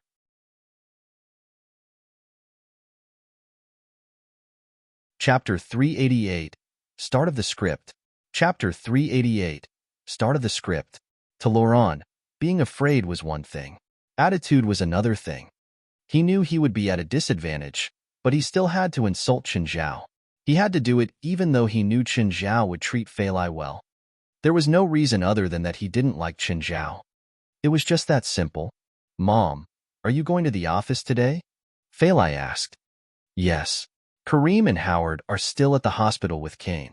You won't have anyone with you. What if you run into danger again? Fei Lai looked at Winip with worry. I can't get behind on work, Winip said helplessly. I must go and take care of matters. How about Chen goes with you? Fei Lai suggested. Winip, I'll go with you, Laurent said. What use does this kid have? He doesn't look like a good guy. How about we all go? For suggested. I haven't gone to Mom's supermarket yet. Then what about Princess and the others? Bring them with. Winip didn't object. They were family, so it was okay to bring pets to the office. After Laurent got onto Chen's RV, he kept muttering and complaining. You'll go bankrupt like this. This car must be a few $1,000,000. Why couldn't you invest that money? Oh, shut up. You were a senator for more than 30 years, and you still can't afford this car. How can you scold Chen? Winip found Laurent so annoying. Hearing that, Laurent finally shut up. Bradley failed? Boss, he failed. He couldn't kill that old hag Winip. Failure. Russville's expression couldn't be darker. Boss, if we allow Mara Supermarket to keep expanding, our market will be in danger. Our customer volume last month already went down by 32%. Russville obviously knew this, but two supermarkets competed in commodity flow, prices, and save capital. Mara Supermarket always had a high credit and borrowed easily from the bank. Its capital was always more stable than Russville's new association supermarket. Even if they sold the same products, Mara's prices would always be lower. Their transport networks extended over many cities. Its scale was much larger than New Association supermarkets. This caused New Association to suffer great losses in Sacramento instead of opening up a new market. What really widened the gap was because of the food safety scandal. The one who exposed this scandal was Winip or Mara Supermarket. She took out the beef as soon as she discovered the first batch of diseased beef in the supermarket. She also compensated the customers and reported the case to the police and FDA. The media even reported this. Of course, Mara's actions received high praise from everyone. Later, it was revealed that New Association also got diseased beef from the same ranch. They'd also discovered the problem, but chose to hide the fact. This caused a reduction in New Association's customer flow, while Mara had a new high. After Bradley Ranch's scandal was exposed, the owners started pleading with them. However, they had extremely different attitudes toward Bradley. Winip refused him directly, refusing to ever sell beef from his ranch in her stores. However, Russville gave Bradley a request to kill Winip. As long as Bradley could kill Winip, then his ranch's beef could be sold in New Association again. The ranch would be saved. At least, his family could continue managing the ranch. After Bradley pleaded with Winip multiple times, he finally gave up and chose to take the risk. Russville thought for a moment and said, "Go find 2 men? Boss, what do you want to do? Do you think they'll still be like this if Mara has a food poisoning case?" Russville's lips twitched. "Boss, this is pretty risky." "Do it cleanly," Russville said. "No one will get evidence pointing to us." "Boss brought 2 dogs instead of bodyguards today. Those 2 dogs are huge. Those aren't dogs. Those are wolves." "How can dogs be that big?" "No way. How can boss bring wolves around?" As Winip walked into the office, the silly twins stood by her side like guards. They basked in everyone's attention majestically. "Boss, Winnip's assistant was just about to report to her when, roar! The silly twins put on a menacing expression, glaring at the assistant who was 3 meters away. The assistant immediately stopped with a terrified expression, not daring to approach Winnip. Black Ma, White Ma, everyone in the office is our own people. Don't be mean. Arf. Winnip patted Black Ma's head. Daisy, come over. They don't bite. Daisy still didn't dare to get closer. Winnip waved her hand and pointed at the room in the distance. Go play there. Arf. As if finally freed, the silly twins ran away overjoyed.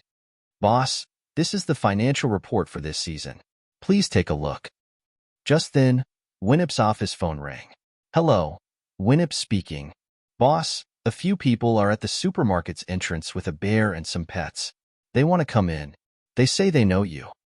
Oh, Winnip said. Let them in. They're my family. She hung up and said to Daisy, help me take Black Ma and White Ma to the supermarket. The office is too small. It's not enough for them to play. Boss, will it be okay to take them to the store? Won't they scare the customers? Don't worry, Winnip said confidently. They're very safe. They look big, but they're very likable. Black Ma and White Ma were very popular at L.A.'s Angel Beach. Whenever they appeared, they would attract cheers. At first, Daisy was a bit scared of Black Ma and White Ma. Soon, she discovered their cute side. These two looked big and scary, but they were just two silly things. There was a cactus in the office. Black Ma took it by the mouth and threw it onto White Ma. White Ma purposely knocked over an employee's cup and then pointed at Black Ma. They even knew how to ride the elevator and which floor the supermarket was on. Under Daisy's guidance, White Ma and Black Ma successfully entered the store. They were naturals and went straight for the kids' section to play. The kids playing there didn't know to be scared of White Ma and Black Ma. They all started playing with the silly twins enthusiastically. Hey, are you Black Ma and White Ma? A kid suddenly asked in shock.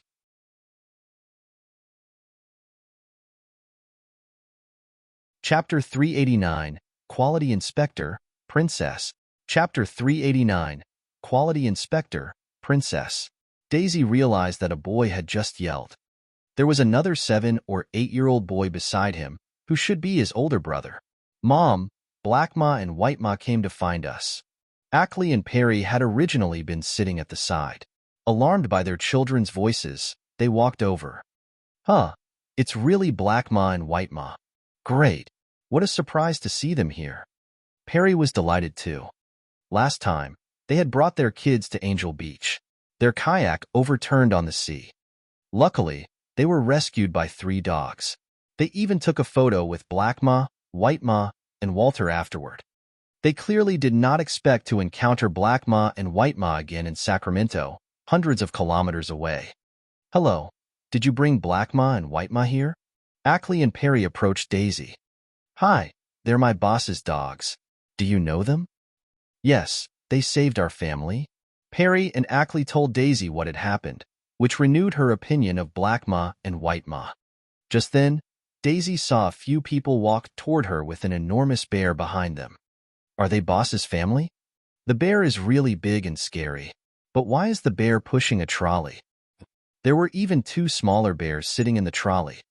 Chun Zhao walked over, and the silly twins immediately ran toward him. How come you're here? Aren't you with Winnip? Hi, sir.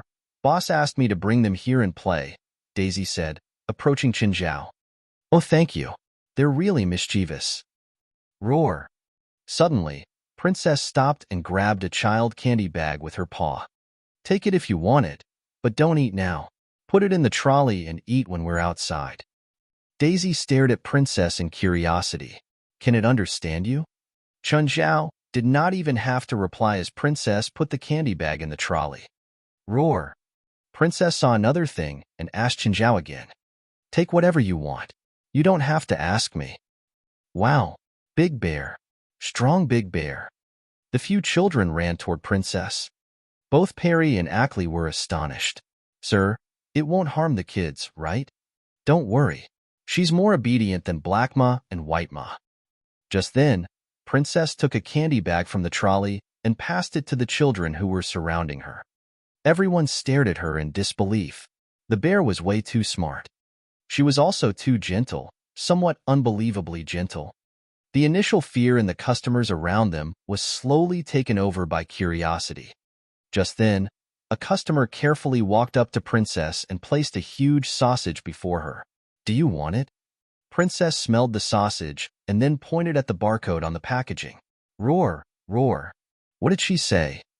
She said she can only eat this outside, not here. "Sir, can I take a photo with her, please?" Of course. The small area was soon crowded with people who wanted to interact with Princess. "Do you eat beef?" Roar, roar, roar. Suddenly, Princess's voice became loud and high. Chun Zhao, who had been sitting at the side, stood up upon hearing her voice. "Mister, where did you get the beef?" "The shelf over there." "What's wrong?" "Can I take a look at the beef?" Chun Zhao asked. "Is there a problem with the beef?" Princess smelled something on it. Chun Zhao took the beef, which was stored in a package. However, the edge of the film seemed like it had been opened. The beef felt rather grainy, which was definitely unusual. The surface of the beef was slightly darker than it should be. Chun Zhao's expression changed. It was N-nitrosodimethylamine, a highly toxic substance. "Ms. Daisy, call Winnip now." "Someone poisoned the food in the supermarket," Chun Zhao said at once. "Princess, stand outside the checkout counter. Check the things every customer buys, especially food. Black Ma, White Ma, search the area for a similar smell."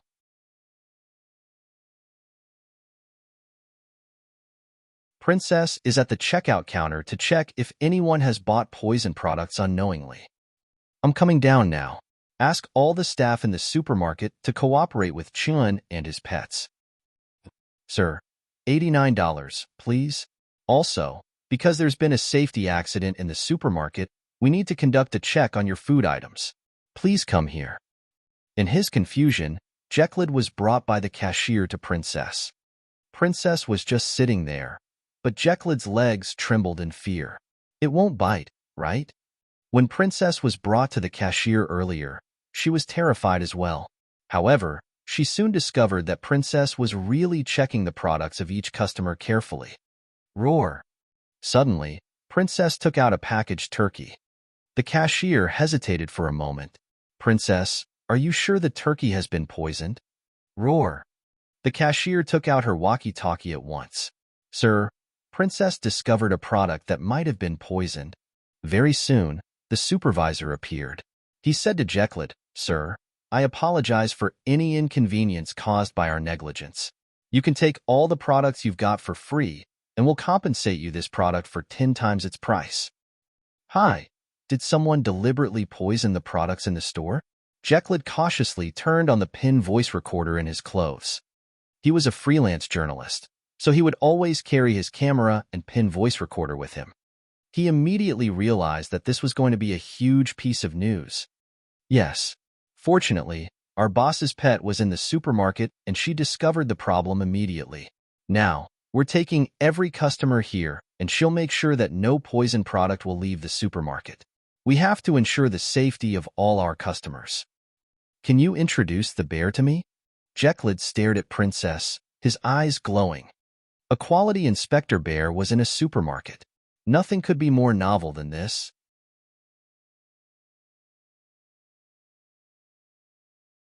Chapter 390, Supermarket Espionage, Pet Storm. Chapter 390, Supermarket Espionage, Pet Storm. Its name is Princess. I only know that it's our boss's pet, but it's really smart. Do you know who's the culprit right now? We can't confirm it yet. We only know that the culprit used N-nitrosodimethylamine. Our boss's other pets are searching the store now. Just then, Black Ma jumped down from the cash register with a piece of beef in his mouth. He tossed it into the basket with the turkey already confirmed to be poisoned. "This is..." Jekyll looked at the big black dog with amazement. No, this was a wolf. Its name is Black Ma. It's also our boss's pet. It's responsible for searching for poison products. This beef must be poisoned too. Is it possible for it to make mistakes? As of now, The 4 products they found and were sent to be tested all came out to be poisoned. Daisy, be ready, Winnip said, expression grave. Start the PR as soon as the media starts reporting the scandal. How many poison products have been found so far? 12 have been found. Winnip's spirits were low. Her expression was even more depressing. Whoever poisoned the products was truly crazy.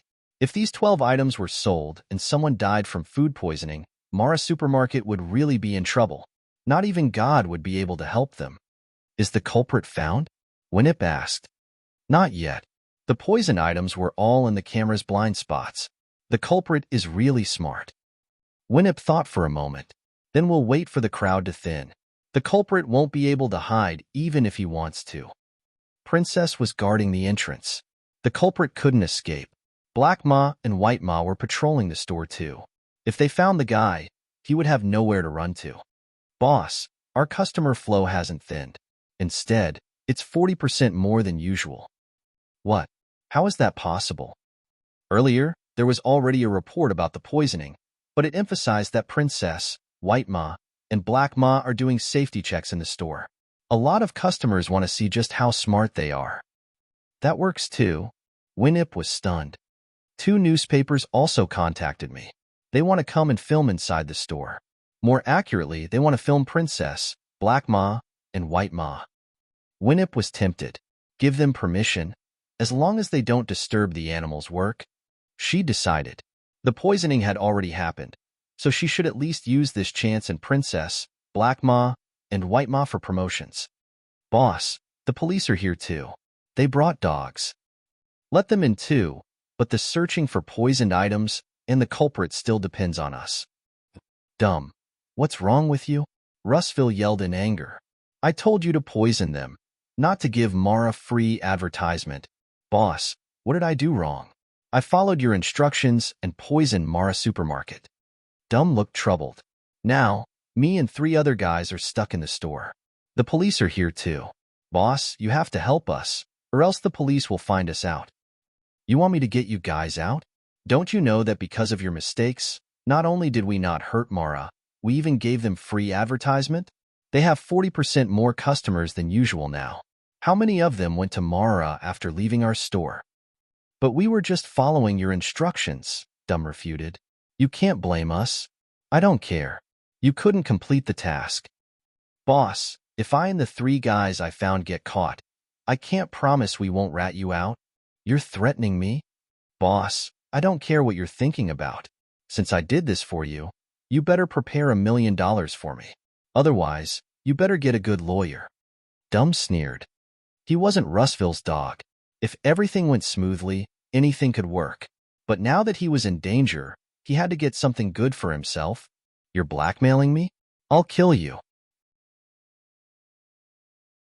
Boss, I'm asking for the payment that I deserve. After all, what I did for you is really risky. Dumb hung up.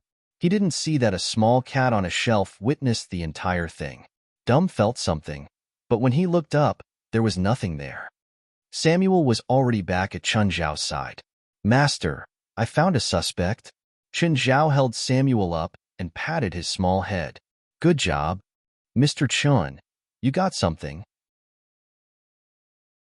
We found 1 culprit, he said to Daisy. There are 3 more. The kitty found him? Daisy asked in disbelief. Yes. Lowering his head, Chun Zhao said to Samuel, Go tell Black Ma and White Ma not to catch him now. See who else he interacted with. Daisy grew even more doubtful. Are you sure it can send your message? He's really smart. It's just a kitty, right? That's why I say he's smart. Lester was a cameraman for a TV channel. This was his first time following a white dog. For today's job, most of his time was spent running around the store with this dog. He felt like this was a complete waste of time. Could this dog really catch a suspect? Meow. Just then, a cat's meow caught his attention. It caught the dog's attention as well. Lester saw a fist-sized kitty standing on a shelf. The white dog went to the cat.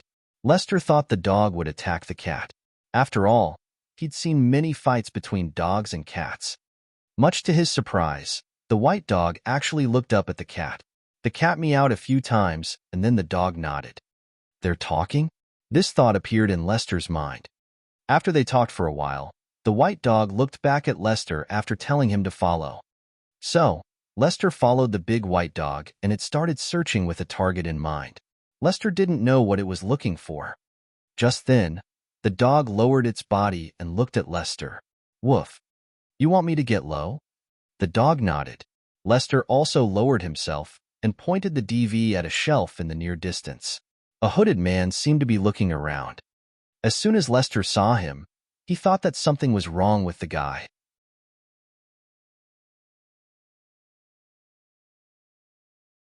Chapter 391, Pets in Charge. Chapter 391, Pets in Charge. Aren't you going to arrest him? Lester asked. The white dog shook his head. A strange thought appeared in Lester's mind. Is he going to stalk the man? No way. Is he really that smart? Lester crouched down and pointed the camera over White Ma's back at a hooded man. The hooded man stood there for a long time.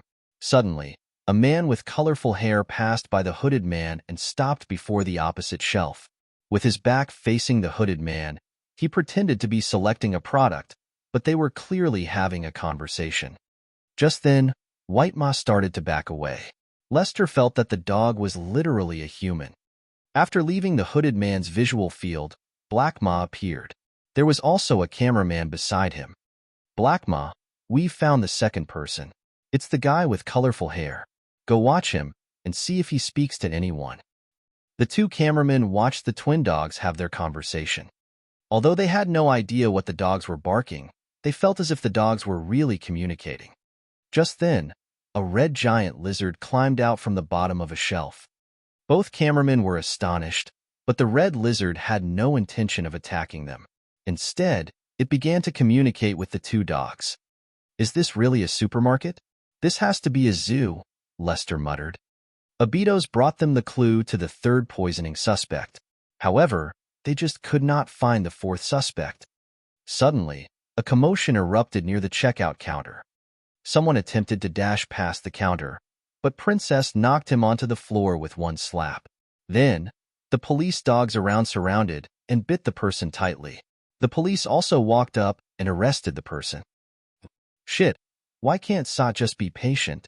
Dumb cursed softly. Dumb, what do we do? Wait, I don't believe that they'll block the exit forever. Suddenly, Black Ma appeared on one side of the aisle, together with his cameraman. Dumb and the man with colorful hair lowered their heads at once and tried to leave through the other side of the aisle. However, White Ma and his cameraman also blocked the other side. Dumb and the man were stranded in the middle of the aisle. The two cameramen realized that, unlike police dogs which would attack criminals straight away, Black Ma and White Ma slowly approached the two suspects. When Dumb put his hand into his clothes, Black Ma attacked immediately. His slow movement earlier was just an illusion. When he launched his attack, he flew across the aisle like a black bolt of lightning. In an instant, he knocked Dumb onto the floor and bit Dumb's arm tightly. On the other hand, White Ma had been staring at the man with colorful hair. As long as the man did not move, White Ma would not move. The man did not dare to move and raised his hands. White Ma slapped the floor with his paw. Confused, the man asked, "You want me to lie on the floor?" White Ma nodded. Woof. The eyes of the two cameramen glowed brightly. It was truly an excellent material. This piece of news would certainly go viral. Suddenly, on the other side of the supermarket, the last poisoning suspect started to run wildly. Lester, I think something happened there. Go there and film. Leave this scene here to me. Lester immediately chased after the person, but he realized that Abitos, the huge red lizard, was already pursuing the suspect. Abitos was not slow at all. Panicked, the suspect saw a little girl in the way and charged at her directly, attempting to subdue her as a hostage. However, suddenly, a silver beam of light flashed past. A silver fox leaped from one shelf to another, leaving a bloody mark on the suspect's face. Shit! The suspect attempted to grab the silver fox with his hand, but he suddenly felt a sharp pain in his leg. Beelzebub had already torn a piece of flesh off the suspect's leg. Ah! The suspect collapsed onto the floor, covered his leg, and screamed loudly. Meanwhile, he took out his gun, wanting to shoot Beelzebub. At the next moment, something appeared on the suspect's arm. A colorful snake wrapped itself around the arm and bit the suspect's hand. The suspect used all his might to fling Raymond away, but Abitos was already in front of him. Slap! Abitos hit the suspect's chest with his huge tail. The man flew backward and knocked over an entire shelf. Lester captured the complete series of actions with his camera. Wow! The various pets had jointly overpowered the atrocious criminal. Each and every pet was unique and useful. Lester could hardly contain his excitement. This would definitely cause an explosion in the media. Boss, all 4 suspects have been caught. All? You sure there are only 4? That's what Mr. Chun said. All right. I suppose it should be correct then. Have you found out who sent them here? The owner of New Association Supermarket, Daisy replied. Damn, I knew it was him. Winnip's face darkened. Also, when we interrogated Dumb, one of the suspects, we found out that he had actually instigated Bradley to shoot you yesterday. That bastard. Do they really think that I'm a pushover? Boss, what do we do now? Tell the media immediately. Let everyone know what New Association Supermarket and Russville have done. That day, the media in Sacramento erupted. The supermarket poisoning case was staged in various engrossing forms. Mara Supermarket became totally famous, in addition to receiving another name, the Zoo Supermarket. After all, the poisoning case had actually been solved by a group of different pets, from discovering the problem to capturing the suspects. The police supported them. The pets had displayed their astounding intelligence and capability. The final scene, where the group of pets teamed up to deal with the evil criminal, even became a tale to be told. Of course, all of this had another direct consequence. Mara Supermarket became unbelievably popular. Those who would not usually shop there especially rushed to the supermarket to meet the group of little heroes. Of course, Princess was no little hero, but she was surely the most glorious and important character. After all, she was the first to discover the attempted poisoning.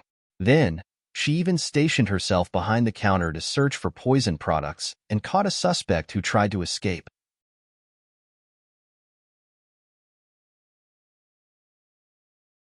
Chapter 392, Another Screenplay Sold. Chapter 392, Another Screenplay Sold. Chun, give them to me.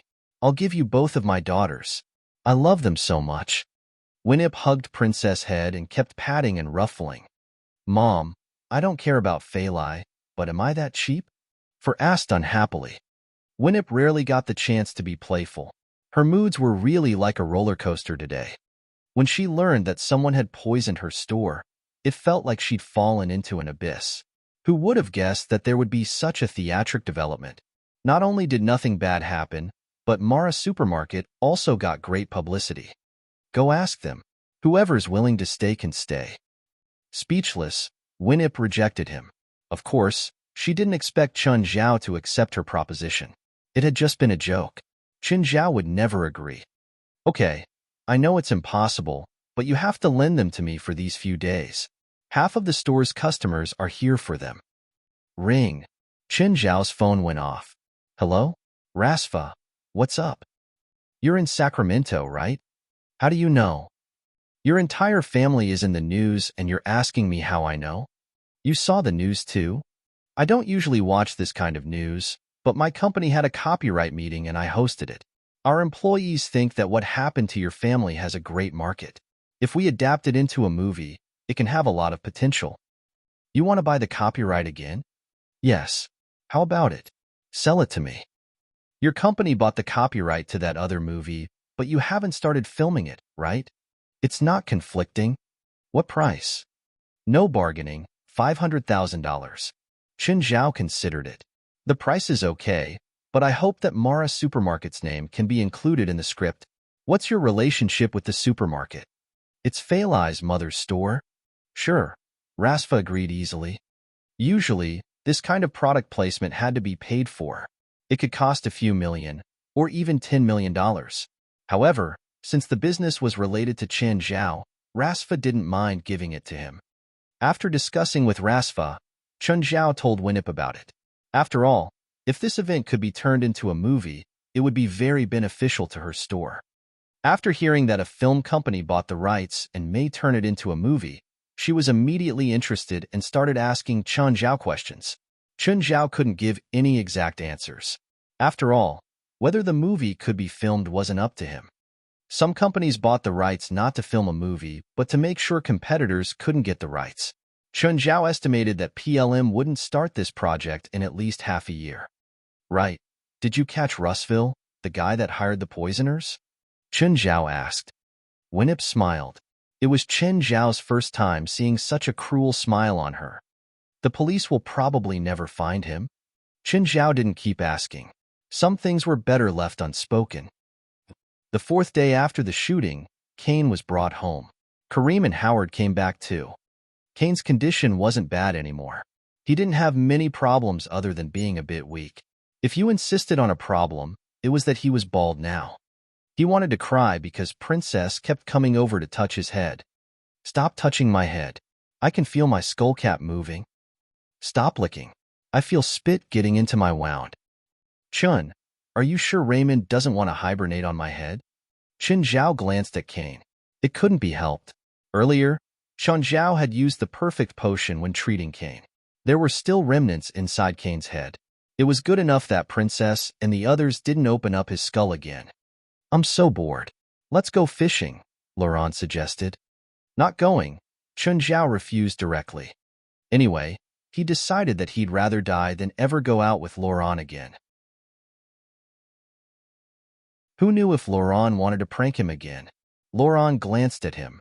I wasn't asking you. Kane, Kareem, Howard, let's go.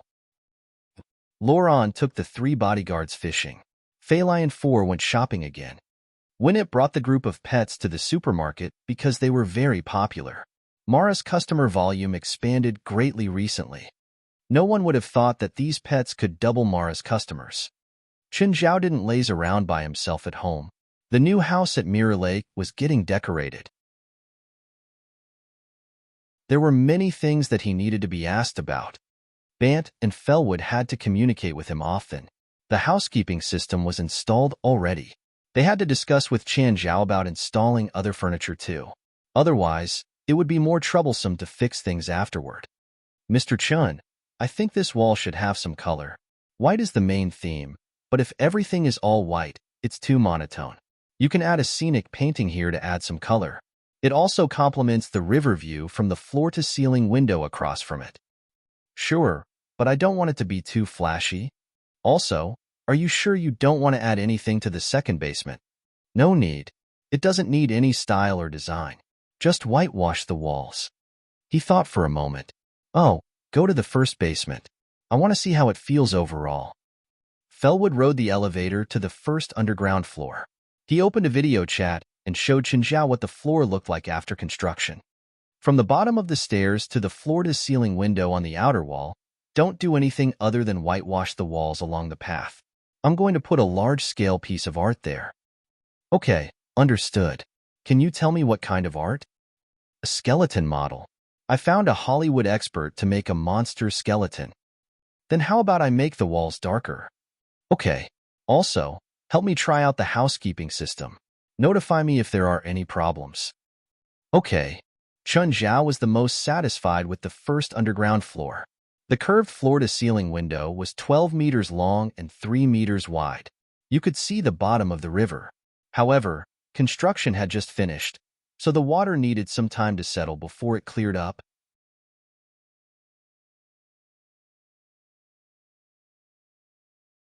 Chapter 393, Leisure Mode, Fishing.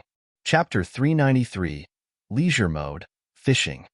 Then, Chen Zhao asked for some of the electrical appliances to be moved into the house. He spent the entire afternoon talking to people regarding his new home. In the evening, Laurent, Kane, Kareem, and Howard came back. They were carrying a giant catfish that weighed over 50 kilograms, which looked really awesome. Chun, look at what we've caught. Laurent flexed proudly in front of Chen Zhao. Isn't it just a big catfish? Look at how happy you are. Go and fish one too, if you can, Laurent immediately taunted. Chen Zhao twitched his lips. He would not go fishing because of such an inferior taunt. Soon, Winip, Feilai, and four returned one after another. When Laurent saw them, he incessantly showed off to them what he had gained. Unfortunately, just like Chen Zhao, none of them was slightly excited about it. Laurent was very much displeased by their perfunctory tone. Nevertheless, everyone relished the barbecue. Unlike mammalian meat, which would become tougher as the mammal ages, fish would only become more tender. Winip, Feilai, and I plan to go back the day after tomorrow. So soon? Why don't you stay for a few more days? I don't think so. Our new house is more or less completed. We need to go and sort things out. All right. Dad, Mom, when will you come to Los Angeles again? Ask your mom. I'm free every day, Laurent said. Dad, I welcome you to come alone too, Feilai said. Laurent glanced at Chen Zhao and sneered. If he were to go to Los Angeles by himself, he would surely be killed by Chen Zhao. He was not stupid enough to run into a tiger's mouth. In their final day here, Feilai and four activated their shopping frenzy. On the other hand, Chen Zhao entered a rest mode. Lying down was perhaps the greatest happiness he could receive. But things just would not go as planned. Bump, bump. Chen Zhao opened his eyes and realized that Laurent was kicking the lounge chair. What? Chen Zhao asked. Look at the lovely weather. Let's go fishing. Chen Zhao was really annoyed by this childish father-in-law. No. Chen Zhao was convinced that as long as he ignored Laurent, Laurent's plots would not succeed. Don't be stubborn. Let's go. I can't leave you here alone. Who needs your sympathy? Chen Zhao did not even want to give a reply. Stop pestering me. Just as he closed his eyes, he suddenly felt some pain in his arm. Opening his eyes, Chen Zhao realized that Laurent was standing at the back of the small truck, hooking him with the fish hook. Laurent, do you really want to die? Come and hit me if you can, Laurent shouted in satisfaction. Kane, drive. However, the truck did not move. Kane, did the bullet destroy your intelligence? Quickly drive. Mr. Laurent, did you forget to refuel the truck? Laurent watched as the enraged demon walked toward him. He immediately smiled in fear. Chun, I was just joking. Don't take it seriously. Chun, let's go fishing. It's so boring to stay at home alone. Yeah, let's go. Fishing is actually quite interesting, Kareem and Howard also persuaded. Chen Zhao thought about it. Unable to reject their coaxing, Chen Zhao eventually jumped onto the back of the truck. 2 kilometers away from the farm, there was a turbulent, fast-flowing river that was more than 20 meters wide. When the group alighted from the truck, there were already a few people fishing by the river. Laurent, why are you here again? An old man said with a mocking tone. Why can't I be here? Laurent really wanted to ignore the old man. Laurent, did something happen? Chen Zhao asked softly. Although he hated Laurent, it was only their family business. Chen Zhao would not deliberately embarrass Laurent outside. Nothing. Laurent did not want to tell Chen Zhao about it. Yesterday, the 4 of you did not succeed. Do you think you can make it with an Asian shorty? Ha! Chen Zhao glanced at the 3 bodyguards. They all turned their heads away and kept silent. Suddenly, the old man who had just mocked Laurent leaned forward and fell onto the ground. With his fishing line taut, he was soon dragged into the water. The people around him quickly rushed into the river and pulled him out. Cough, cough. Haha, Powell, looks like you're not doing much better than me. Haha, Laurent laughed loudly. Chen Zhao frowned. Something had just dragged the old man into the river. What's in the river? Chen Zhao asked. A monster, Laurent said. Actually, Laurent asked you here because he wants us to fish the monster together, Kane said.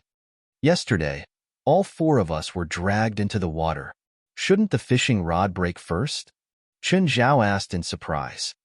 This fishing rod is meant to be used at sea. Even the biggest swordfish can't break it, Laurent said. What fish is in the river? An enormous catfish, estimated to be over 5 meters in length, Laurent said. Chun Zhao gasped, a 5 meters catfish? The largest catfish that had been caught was 7 meters long and 300 kilograms heavy. What would a 5 meter long catfish look like? Let's compare it to Princess. Before Princess demonized, she was about 3 meters tall and 500 kilograms heavy. After becoming a demon, she was now 5 meters tall and about 1,000 kilograms heavy. Her weight roughly doubled. The weight of a catfish should grow at approximately the same rate too as its length increased. Hence, the catfish would very likely weigh over 500 kilograms. It was no wonder that Laurent, Cain, Kareem, and Howard would be dragged into the water all at once. So Laurent had been trying so hard to bring Chun Zhao here in order to deal with the gargantuan catfish. Of course, although the 4 of them had been dragged into the river the day before, Cain was still recovering and could not use too much strength. Chun Zhao was interested as well. But are you sure that it will definitely bite the bait? Dunno, depends on your luck. It's very cunning and will hide in the aquatic grass to observe the fishers. If there are too many people, it will not take the bait. Then I'll fish it myself. Don't stand beside me. Don't force yourself. It's not something that a single person can handle, Laurent said. I'm not as weak as the 4 of you. Chun Zhao was not kind at all.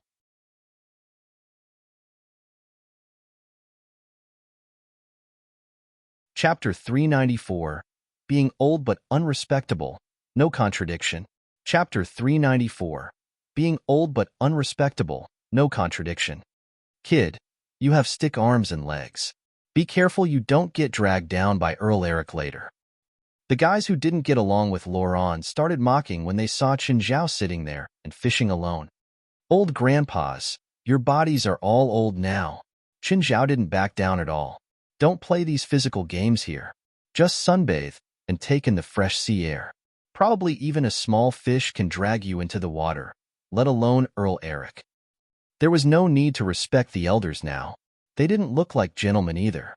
They started mocking Chun Zhao as soon as they saw him. Chun Zhao wouldn't respect them either and just shot an insult back. So uncultured. No manners. The old men immediately started yelling. Laurent, where did you get such an unmannered kid from? Laurent and Chun Zhao had the same thought. This is my in-law. I don't have to like him, but I won't let you outsiders talk about him.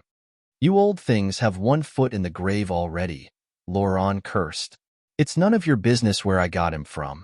If you don't like it, then get the stick out of your ass first. Laurent, don't think you can talk like that just because you have more guys. Yeah, I have more guys. Laurent yelled. So what? Want to fight? Chun Zhao's combat power was great. He wouldn't lose to anyone. The old guys grew furious too. Okay, you want to fight with numbers, huh?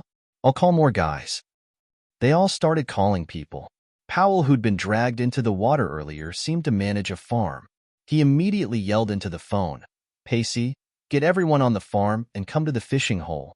Do what? Fight. Obviously. Whoever doesn't come can fuck off forever.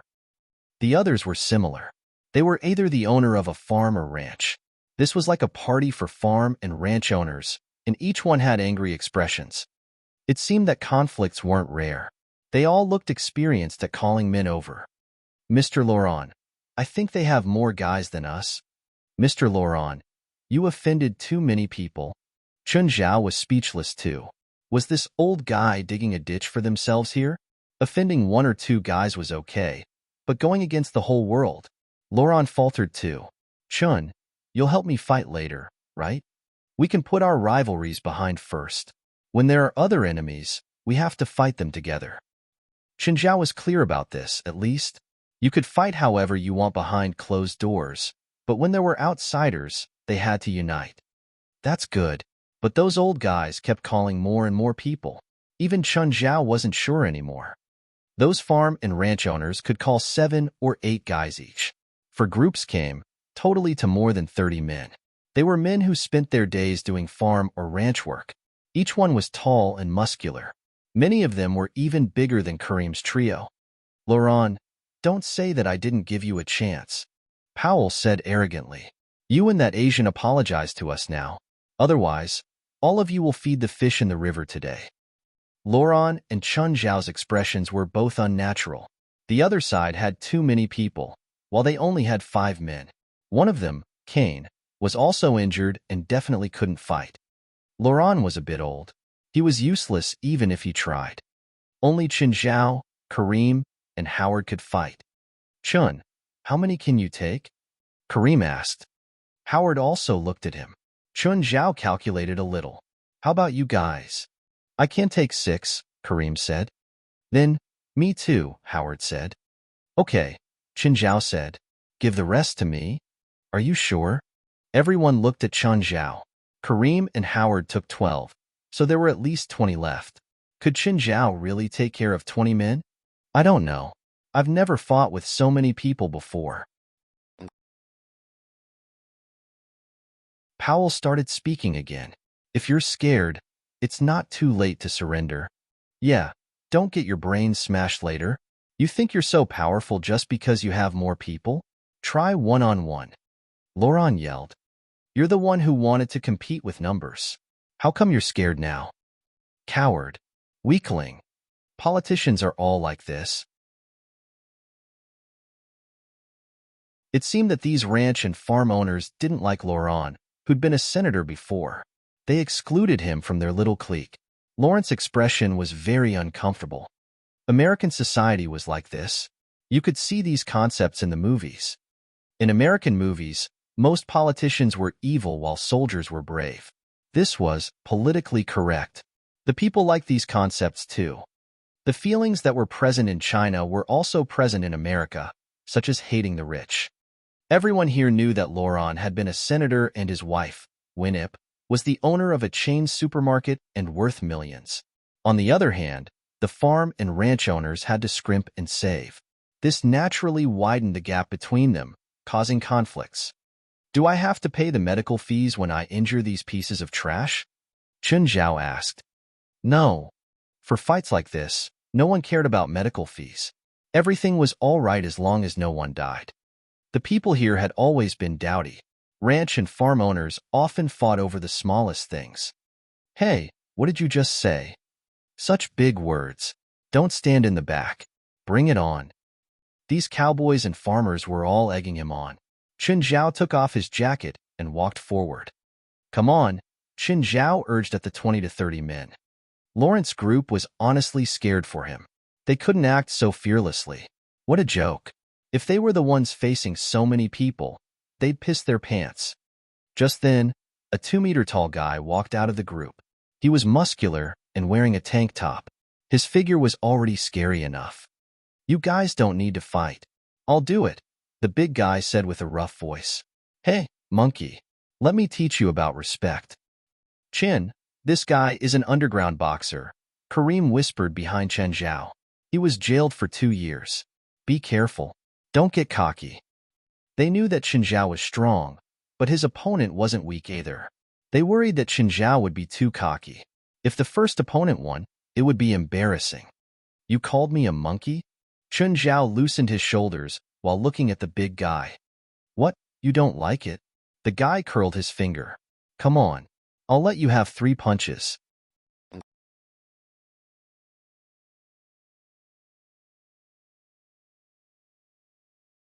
Chapter 395, Fight. Chapter 395, Fight. Bam! Chun Zhao walked up and punched the big guy. Everyone heard the grating sound of his fist moving through the air. Then, the big guy slowly fell backward and collapsed on the ground. Oman? Oman, get up. Stop pretending dead. Stand up now. Nobody believed that the seemingly weak Chun Zhao could knock Oman out in one blow. Laurent and the bodyguards also watched in disbelief. Oman was the best fighter in the region. If it was just fighting, even Karim, Howard and Kane were no match for Oman. However, Chun Zhao had just defeated the bull in one punch. No matter how the crowd tried to call him, Oman did not wake up. What a mean person. You sneak attacked him. Are Asians also mean? Chun Zhao shrugged. He invited me to hit him thrice. I've just made one punch and he's already down. How disappointing. It's not a boxing tournament. Go and beat him up. Powell shouted in anger. Everyone charged toward Chun Zhao. A cowboy hugged Qin Zhao, but he was immediately flung into the river. And then went the second and the third. Kareem and Howard also took part in the fight, adding to the chaos. Although it was a mess, Qin Zhao, Kareem and Howard were actually not losing. Nevertheless, they were being hit as well. They were clearly hit more often than they were able to hit others. Kareem and Howard could not take the fight for much longer. In the end, Chun Zhao had to help them. Fuck off. Qin Zhao threw another person into the water. Fool, don't throw him into the river. He'll be uninjured when he climbs up. Punch him instead. Laurent watched the battle anxiously. Bam! A farmer punched Chun Zhao's face, but Chun Zhao was completely fine except for a minor wound on his lip. Chun Zhao returned a punch, and the farmer fell unconscious at once. After 10 minutes or so, both Kareem and Howard were lying on the ground, but Chun Zhao was still standing. On the other side, 20 people had fallen down, most of which were due to Chun Zhao.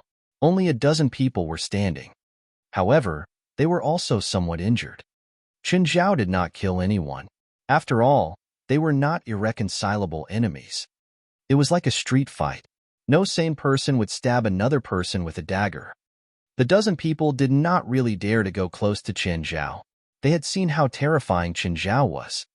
It was almost impossible to hurt Qin Zhao without a weapon. Chun, beat them up. Beat all of them up. Laurent had no intention to bury the hatchet. Of course, Qin Zhao had no such intention too. This time, instead of counterattacking passively, Qin Zhao charged into the crowd. Immediately, the place was enveloped in painful groaning. None of the people were actual fighters. Qin Zhao could easily finish a person with one punch, although he had to be careful with his strength. He could neither attack too heavily nor attack too lightly. Qin Zhao beat the rest of the crowd up as quickly as he could. Howard and Kareem felt that even if they were not present, Qin Zhao would have won the fight. What a humanoid monster. Why would they even provoke such a monster in the first place? Old men, would you like to apologize or be thrown into the river? There was no way Qin Zhao would hit these old people. If he was slightly careless, he might very well be sued. Nonetheless, he could throw them into the river and nothing would happen. The few old ranchers and farmers looked as if they had just stepped on dog shit. Who's this Asian? How could he have defeated so many people? Is he a Chinese? Does he know Kung Fu? Right, all Chinese know Kung Fu. All right, you win, Powell said in indignance. And? I apologize for what I have said and done.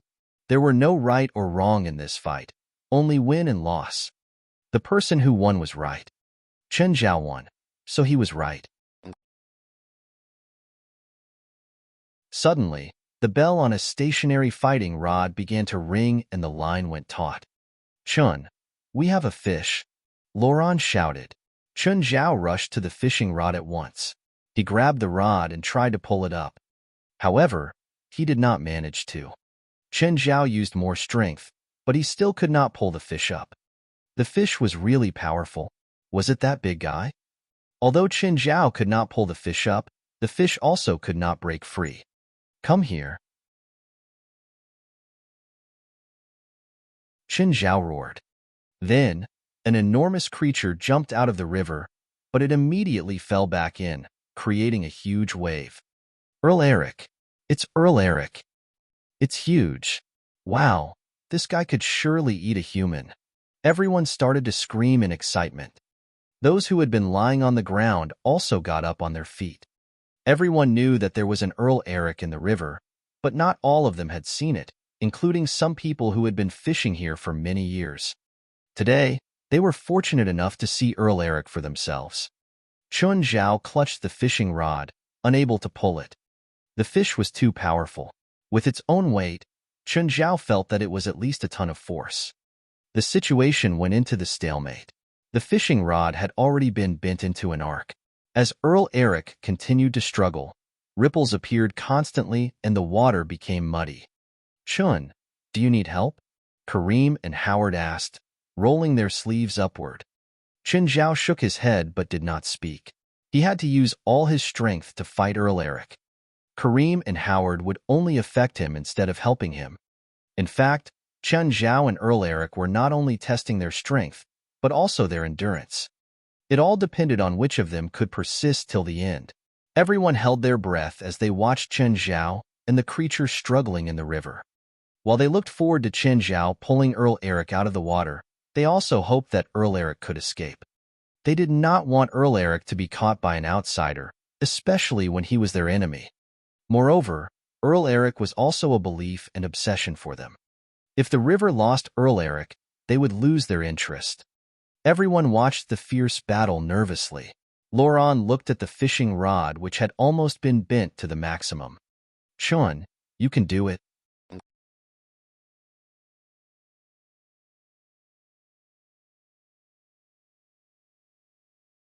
Chapter 396, Simba and Nala. Chapter 396, Simba and Nala. Crack. A sharp crack rang through the air. The fishing pole whipped back, making Chen Zhao stumble back. The string had snapped. Everyone was a bit disappointed, but also happy. They were happy because Earl Eric wasn't caught by an outsider. Their belief and wishes could continue. But they were disappointed because even someone as strong as Chen Zhao couldn't catch Earl Eric. Could anyone fish it out? Chen Zhao shrugged helplessly. It wasn't his fault. Even the tempered fiber string had a limit to what it could bear. Even though he was disappointed, he didn't obsess over it. Plus, even if he did catch such a large fish, he probably had to let it go in the end. Laurent didn't see Chen Zhao pull Earl Eric onto land, but he brought Chen Zhao here, so he was still proud. "Huh. Powell, how's Chen? Better than your failures, right?" Powell didn't speak. After all, he'd lost the fight. As of now, Chen Zhao was also the only one who could go up against Earl Eric. In the past, everyone who tried to go against Earl Eric had failed. In fact, Earl Eric's highest record was pulling 6 guys into the water at once. It was the king of the river. Today, the king of the river met its match. So, he'd lost utterly and completely today. On the way back, Chen Zhao was upset. He'd come out to fish but didn't catch any.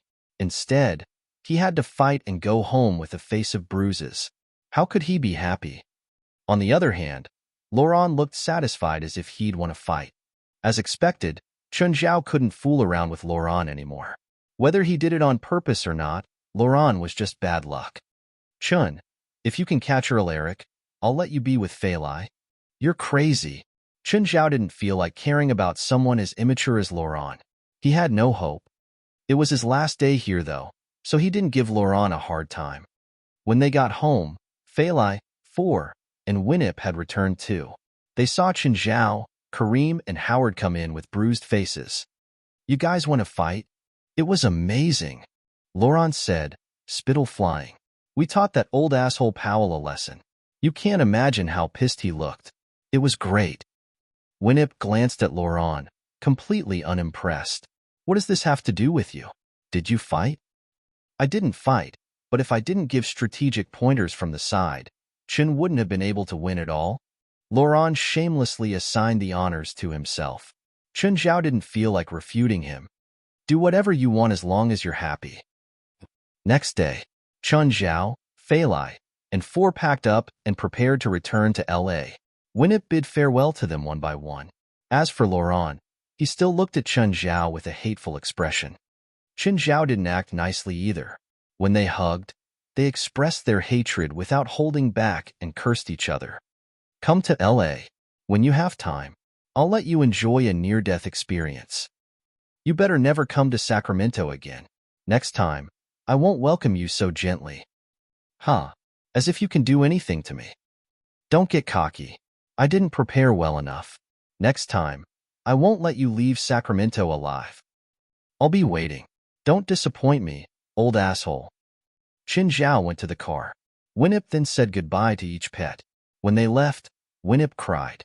No one knew if it was for 4 and Fei Lai or Princess and the others. "What did you say to Dad? You guys seemed unwilling to part, hugging for so long." Fei Lai was still fooled by the fake friendship. She didn't see the truth at all. "I invited Laurent to L.A. He says that he's excited to go next time." "You guys have a great relationship. Are men's friendships all so pure?" Ha! For glanced at the rearview mirror and scoffed. For would drive this time, but she demanded that Chun Zhao and Fei Lai had to be within eyesight. They couldn't do inappropriate things as if no one was around. 4. Drive to the Sacramento Zoo. Why? Say bye to a friend, Chun Zhao said. You made new friends in Sacramento? Fei Lai and 4 were shocked. If Chun Zhao want to say bye to him, then they must be great friends. When they reached the zoo, Chun Zhao went to the Africa part. Charmin was already waiting. Fei Lai and 4 were surprised to see him too. Charmin, you and Chen know each other? When did you guys meet? Charmin chuckled wryly and changed the subject. My princesses, how are you two? I'm very well. I'm good too. Oh, Chun said he's here for an old friend. Who is he meeting? Charmin glanced at Chen Zhao, who looked back at him. He made the staff leave and opened the door to the lion cage. Chen Zhao walked in. Fei Lai and 4 watched as Chen Zhao went to interact intimately with a pride of lions. They were immediately frightened. After a while, Chen Zhao walked out of the cage with 2 cubs. Chun this, Fei Lai and 4 were both confused. These were 2 newly born lion cubs, right? Chun Zhao had promised the lioness to take her babies that were about to be born. She didn't want her babies to be trapped in this tiny cage. Don't let anyone see, Charmin said. Thank you, Mr. Charmin. We're even now. Charmin clearly didn't have a good impression of Chun Zhao. After all, he was stealing 2 baby lions right before his eyes. Back in the car, Fei Lai asked, Chun, are we going to raise them? Yes. Is Charmin the friend you wanted to say bye to? No, it's their parents, Chen Zhao said. Fei Lai could tell that Chen Zhao loved these cubs. What are their names? Simba and Nala. Chen Zhao had already decided on these names. It was the pair from Lion King. They were a couple in Lion King, but these 2 were siblings. If he had the chance, he would send them back to Africa. Of course, he needed both the chance and the ability. He didn't have the ability right now. They also couldn't survive on the African plains. Merely a baboon could kill them.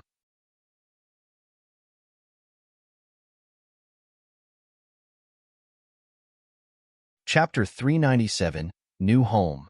Chapter 397, New Home. The return journey was much smoother. Nothing really happened, except for 4's complaints. Shortly after they departed, Chun Zhao and Fei Lai disappeared from the rear-view mirror and their voices began again. The whole journey took 8 hours. Chun Zhao sent 4 back first. Then, they went straight to their new home at Mirror Lake. It was the first time they saw their new home in its complete form, apart from the small saplings that had yet to be fully grown. When the planted trees were fully grown, half of the villa would be covered, leaving only its top visible. By then, it would look like a white gem among the sea of trees. When they arrived, there were still people inside putting the finishing touches. Mr. Chun, Ms. Fei Lai, hi. Fel would approach them and shook their hands. Then, he led the 2 into the villa, introducing them to the various areas.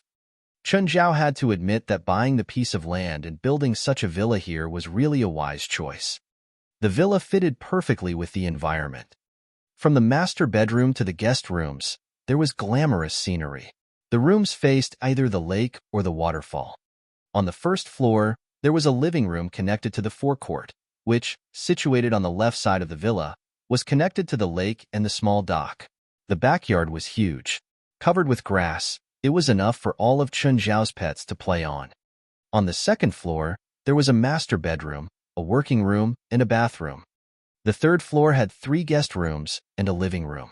All the guest rooms had individual bathrooms.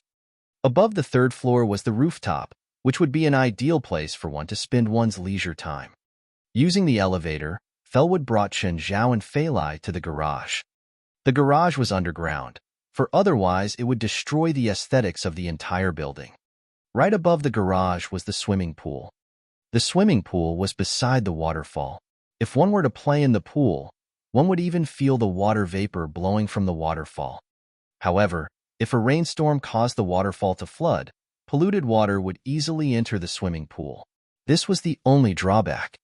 After every rainstorm, the swimming pool would need to be cleaned, which was nonetheless acceptable. Considering the climate of Los Angeles, it was unlikely for a rainstorm to occur here. It would probably happen no more than once or twice a year. What's the soonest time we can move in? Chun Zhao asked. Actually, you can move in now, but let my workers leave first, Fellwood said. If you encounter any problems with the quality of the building, you can call me anytime. I'm available 24/7. To be honest, Fellwood was really grateful to Chen Zhao for giving him his first major project. In addition, Risfar, Chen Zhao's friend, even introduced him to other projects. Because of that, Fellwood's construction company had gotten through the difficult survival period and was on track. Sure. Thank you. Chun Zhao paid Fellwood the remaining amount. Both he and Fei Lai were very satisfied with the villa, which they thought was truly flawless. Fellwood's workers helped Chun Zhao and Fei Lai to carry some of their luggage into the house. Mr. Chun, Ms. Fei Lai, please open all the windows for the next 2 days, so that fresh air can blow away some of the gases in the building. Of course, we've used toxic-free and harmless materials and paints, so you shouldn't be worried about pollution and harmful gases. Every floor also has an air quality monitor, which is connected to the automation system. Everyone else left. Only Chun Zhao and Fei Lai were left in the villa. Fei Lai, do you want to try our large bed? Chun Zhao pulled Fei Lai and could not wait to try the super large bed. Wait, you promised me that when we move, I'll see a legendary creature. Where is it? Let's go to basement 1. Chun Zhao held Fei Lai's hand and they went to the basement. Where is it? Fei Lai scanned around, but there was nothing. Chun Zhao pulled Fei Lai to the windows. Look outside. At the moment, the lake water was somewhat dusky. Aquatic grass was swaying in the water and Fei Lai could not see anything clearly. Suddenly, something flashed past the windows. Fei Lai was astonished, but she still did not get a good view. What was that? A snake? Fei Lai asked, uncertain. Chun Zhao knocked on the window. Finally, the thing began to approach them. It was a snake, but it had 9 heads. It was Little Nine, the hydra that Chun Zhao had obtained in hell. When he first received Little Nine, it was only as long as a finger and definitely less than 20 centimeters. It had been staying in Blackie's space crevice since then. Now, it was already more than 2 meters long and its 9 heads were also much bigger. It looked like a small python. Fei Lai placed her hand on the window, her face filled with bewilderment. 9-headed hydra? I mean, the hydra in the legends? It's called Little Nine, my pet. While Fei Lai was shocked, she was not scared. After all, having stayed with Chun Zhao for so long, she was already very tough-minded. Moreover, the silly twins could even combine into a 2-headed wolf. Chun Zhao had also warned her in advance. Mentally prepared, Fei Lai was not afraid at all. Furthermore, Little Nine did not look very fearsome at the moment. In the house, there were a few pets larger than it. Princess was obviously one of them, weighing over 1,000 kilograms. Black Ma and White Ma were also over 100 kilograms heavy. Abitos had been growing quickly too. He was almost 200 kilograms heavy, while Walter weighed 80. And there was also Raymond. Although Raymond was not a python, he had also grown from a small, colorful snake into an enormous one. At the moment, he was 2 meters long. What does it eat? Snakes. Snakes? It eats its own kind? Actually, it eats everything, but snakes are its favorite. The more poisonous the snakes are, the more it likes them. Is it stronger than Raymond? Fei Lai asked another weird question. Perhaps she was worried that Raymond would be eaten by it. Raymond is stronger, but it's rarer. Who is smarter? Raymond, Chun Zhao said. The cleverest ones we have are Beelzebub, Raymond, and Carrie. They can understand whatever you tell them. Black Ma and White Ma are idiots, but they can also understand most things. And then Abitos and Samuel. Abitos is a kid, so he is really mischievous. Samuel is small too, right? Samuel is quite special. He should be very clever, but he just isn't. Chun Zhao said. How about Walter and Princess? And Briar, Bramble, Simba and Nala? Water and Princess should be about as clever as Little Nine. They can understand most of your commands, such as taking a bottle of wine for you, but they may not understand why you asked them to do that. Briar, Bramble, Simba, and Nala are still ordinary animals now. I don't plan to develop their intelligence yet. Maybe when they're older.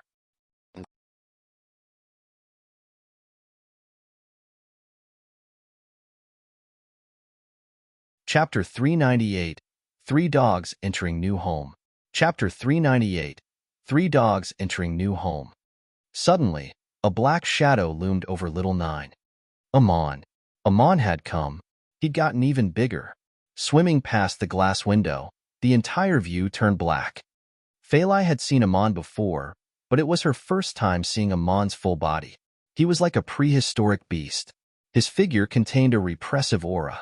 The current that he created overturned Little Nine. Can killer whales be in freshwater? Phalai asked in shock. Yeah, Qinzhao answered. Actually, there had been records of killer whales entering freshwater from the sea long ago. For example, there had once been a group of killer whales in the Thames River in England. Of course, they couldn't stay in freshwater for too long. Most of them were used to the salt and seawater. Being in freshwater for too long would damage their bodies. This was unrelated to Amon, though. He was a demon, not a true killer whale. Freshwater and seawater were the same to him. Chunzhao took out the monster skeleton and placed it on the side of the basement. The bones were close to 10 meters long, and the creature was 4-legged, similar to a beetle's. Of course, there was no way that it was a dragon.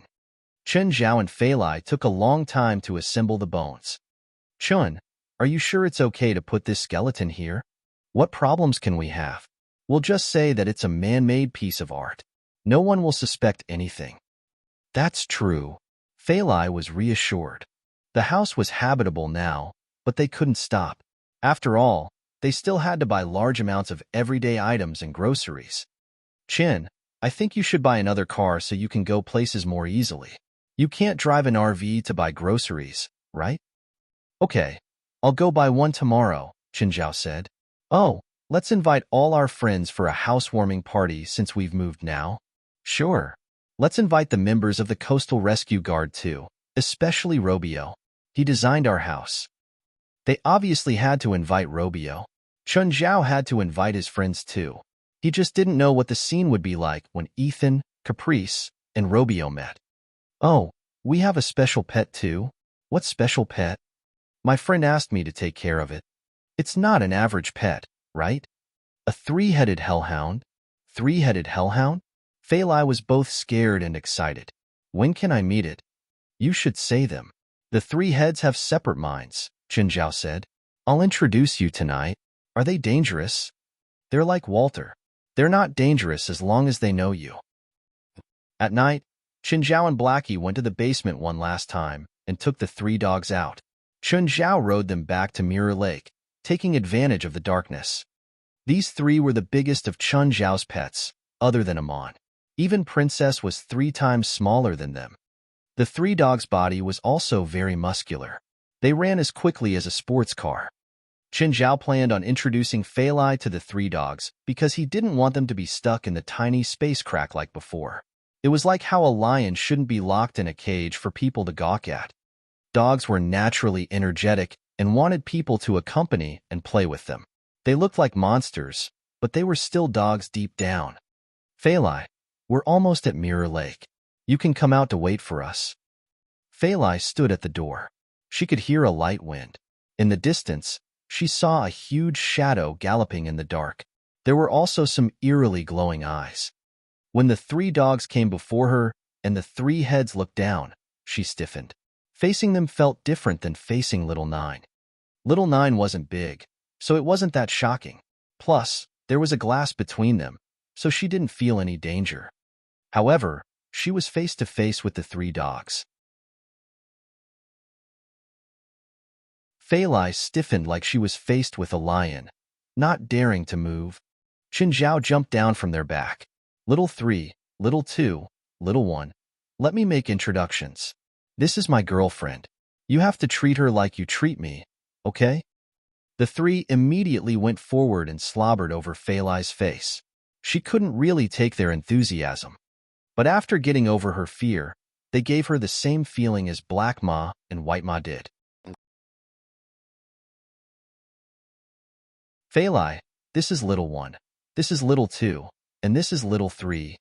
She took out the meat that she prepared. Chun Zhao had instructed her to do this beforehand. She gave an entire roasted cow thigh to the head in the middle. The other two tried to steal it and Failai immediately comforted. Everyone has food. Don't fight. Then she gave food to the other two heads.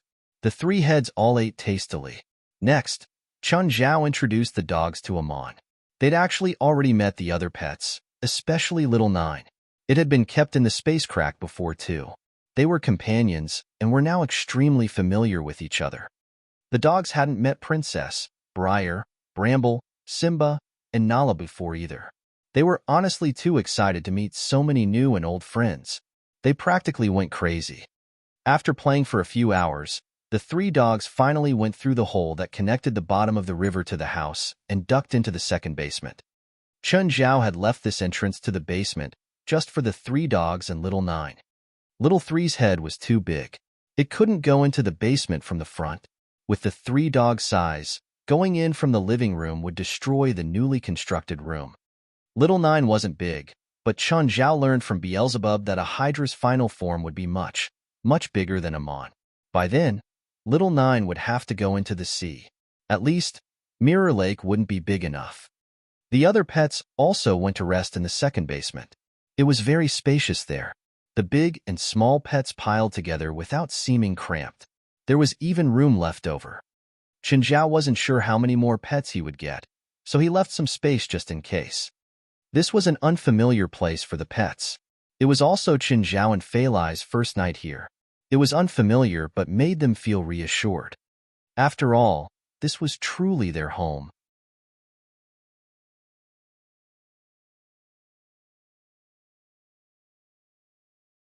Chapter 399, Inviting Friends. Chapter 399, Inviting Friends. The next day, Chun Zhao and Failai went to different places. Failai went to the coastal rescue team to invite her friends and colleagues. On the other hand, Chun Zhao invited his friends, David and Kate, Leonardo, Bant and his family, Ethan, Caprice, Vincent, Dell and Faith, Risfar and his family, Rasfa, Zola, Daniel, Manny, Stephen, Wright, Normans and Mr. Doman, Evely, Sienna, Chris, Cheryl and Rufford. He had to invite all of them. Whether they could attend the party or not, he had to display his sincerity. Chun Zhao created a name list to see if he had missed anyone out. Right, Dion Sloat, and his daughter Azina. Dion had helped him to get this very piece of land.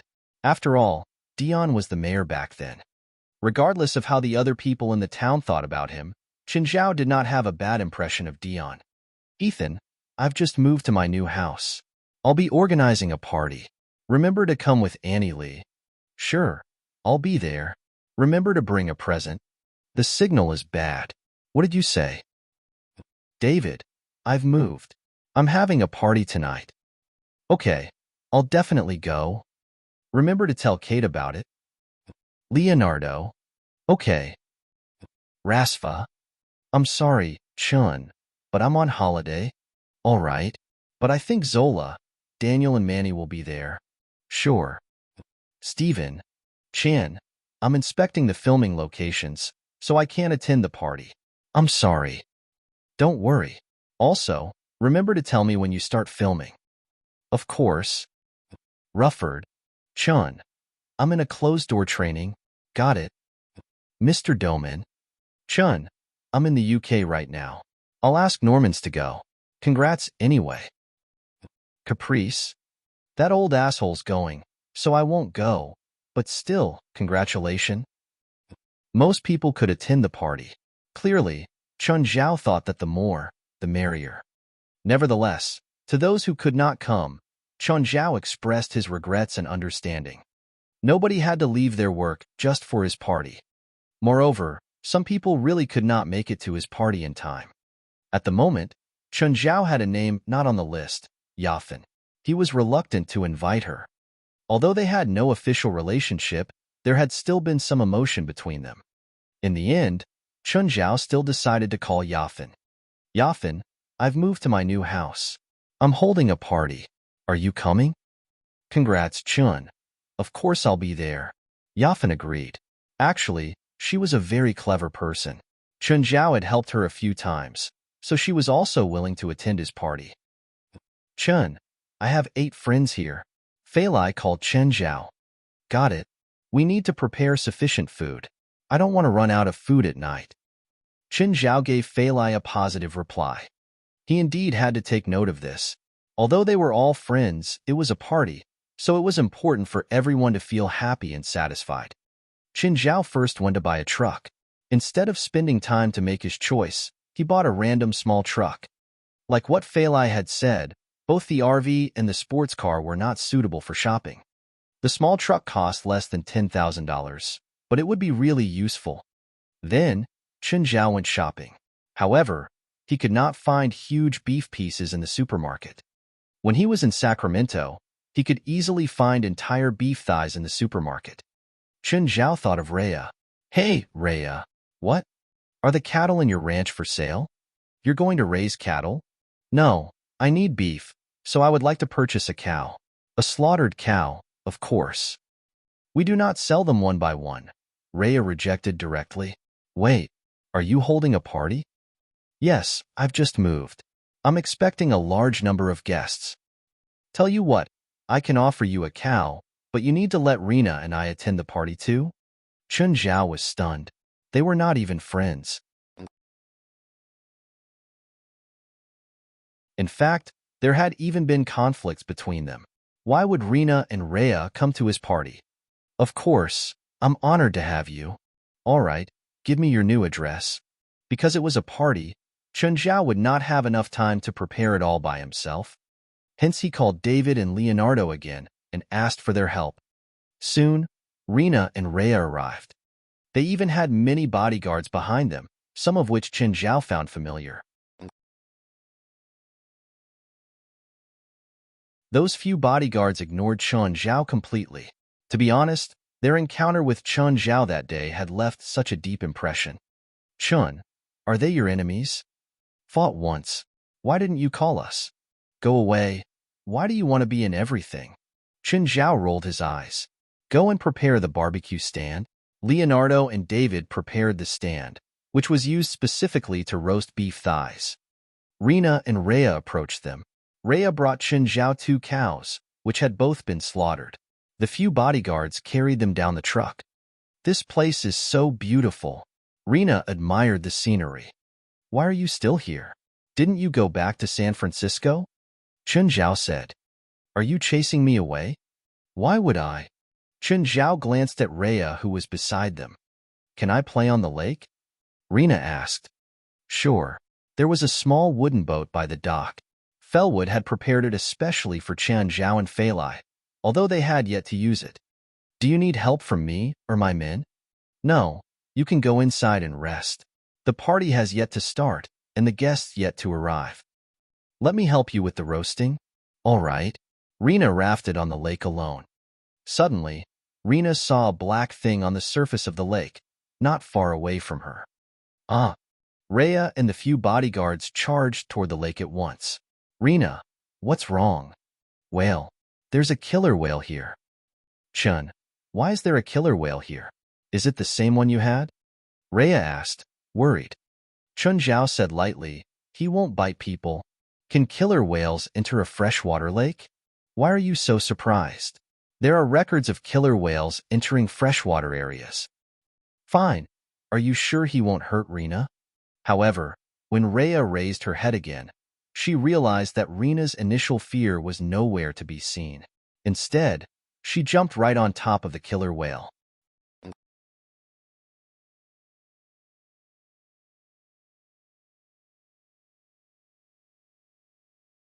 Chapter 400. Such a big, big fish. Chapter 400. Such a big, big fish. Just then, a white yacht cruised over. Chun Zhao looked up and saw Risfar, Laura, Dell, and the 3 kids, Ronnie, Vil, and Faith. Daddy, look. Big fishy, A big, big fishy. I want to go up. I want to go up. The three already saw Rena on the river and Amon floating in the water. It was Laura's first time seeing such a big killer whale. It was 3 times longer than their yacht. So big, Laura was a bit afraid. After all, this was her first time. Daddy, I want to go. I want to go. Faith wouldn't stay still either. If Dell wasn't holding her, she probably would have jumped into the water. She was only 1 year old, but she was already a good swimmer. They were still far from land, so Risfar could only call Chun Zhao. Chun, Faith, Ronnie, and Vil want to play with the killer whale. Is that okay? No problem. Don't worry. Amon is really gentle. Just then, Amon moved. The huge body cut through the water and jumped up. On his back, Rena yelled, not in fear but excitement. When the people on the yacht saw the huge beast's full figure, they couldn't help but make sounds of surprise. Ronnie, Vil, and Faith's mouths dropped open. Their eyes sparkled. Under Chun Zhao's command, Amon poked his head out and interacted with the people on the ship. He made dolphin noises. After messing around for a long while, the yacht finally got to land. Everyone was wet from Amon's sprays. Just then, Black Ma and White Ma came out with a cluster of bananas for Faith, Ronnie, and Vil. Princess also came swaying into the front yard. Every now and then, she would ask for food from the people cooking. The 4 kings, Briar, Bramble, Simba, and Nala, were playing around. They quickly caught the attention of the 3 kids. They started petting the 4 kings crazily. Chun, this is the gift I prepared just for you. Chun Zhao accepted Risfar's red wine. The packaging was very detailed and looked expensive. Thank you. Chun Zhao wouldn't reject Risfar today. Chun, my gift for you is on the boat. Come get it with me. A while later, Dell and Chin Zhao rushed out, one after another. Don't run. I'm gonna kill you today. Why? Chun, why don't you like the gift? It cost me a few $100,000. A famous Italian artisan made it himself. Don't you know that you can give a Chinese person anything, but not a clock? Chun Zhao caught up to Dell and tossed him into the river. But in the end, he still accepted the thoughtless gift. It wasn't evening yet, but many of the guests had already come. Mary and Bant definitely came together too. As soon as Mary arrived, she went straight to the kitchen to help. Bant gave Chun Zhao a wood carving of Chun Zhao's whole family. Chun Zhao, Fei Lai, Walter, Black Ma, White Ma, Princess, Briar, Bramble, Beelzebub, Carrie, and Raymond were all there. Why aren't I there? Why aren't I there? Why aren't I there? Samuel stared at the carving, very upset. Okay, stop it. I'll add you in later. Is this your new home? Some women from the coastal rescue team stared at the tall house in shock. Along the way, they thought there couldn't be a nice house in such a remote place. When they arrived, they realized how laughable their thoughts had been. The house before their eyes was too beautiful. Just imagining living here made them go crazy with jealousy. Robio designed it, Fei Lai said. It's too beautiful. They couldn't look away. Fei Lai brought them to the living room, but they couldn't stay sitting. They looked around the entire house, checking out the inside and outside. Chun really knows how to enjoy life. He's rich. Too bad Fei Lai got him first. Fei Lai's so lucky. How come I didn't realize that Chun has potential? Do you see that yacht in the river? What's wrong with it? That's a limited edition designed by Azamat Benetti. It's like a limited edition sports car. That one would cost around $5 million. All the women expressed their amazement. Just then, a roar of an engine came from the road. The women on the balcony all looked down at this noise. They saw a gray sports car zoom over. It was a limited edition Bugatti Veyron. The sleek car was filled with power. It only gave off one feeling: expensive. A young man and woman came down from the car. The girls seemed to not be of age yet. Chun, Daniel, and Manny greeted Chun Zhao. Manny studied Chun Zhao's new home. Your house is pretty. Much prettier than Grandpa's house. Rasfa will be sad if he hears that, Chun Zhao teased. The truth is the truth. Grandpa's house is so ugly. Not just the outside, but the inside is ugly too. I don't get his taste. The entire house just screams, tear me down. Oh, your mom didn't come? She did, but she's helping Grandpa prepare a gift for you. A while later, Zola came over with Paul. Their gift was a Bodhi tree bonsai around 1 meter tall. Chun Zhao thought that this gift was very suitable. At least, he liked it a lot. It would definitely be a shining point in the living room. Chun, congrats on your new home. Thank you. Come in and sit. Paul, you too. Thank you, Mr. Chun. More and more guests came. The atmosphere grew hotter and hotter. After welcoming Paul and Zola, 2 more cars stopped before Chun Zhao. Yafin and Lucy came one after another. Yafin had put away her usual sexiness. Her makeup was light too. Lucy also came dressed like a businesswoman. It was evident that they knew what today was and didn't plan on stealing the show. However, Chun Zhao didn't expect them to show up together. They weren't friends, right? There weren't any true friends in Hollywood either, but anyone who saw them would think that they were good friends. Chun Zhao and Fei Lai were busy hosting the guests. In the evening, Ethan and Li Qing finally arrived. But the scene that Chun Zhao worried the most about happened. Ethan saw Robio. The father and son met. You're tuning in to the Romance Rendezvous YouTube channel. We're so grateful for your support, and don't forget to subscribe to join us on this incredible journey through captivating stories. Your generosity through donations truly makes a world of difference, as it's the primary source of revenue that allows me to expand and enhance this channel for you. Thank you from the bottom of my heart for being a part of this adventure.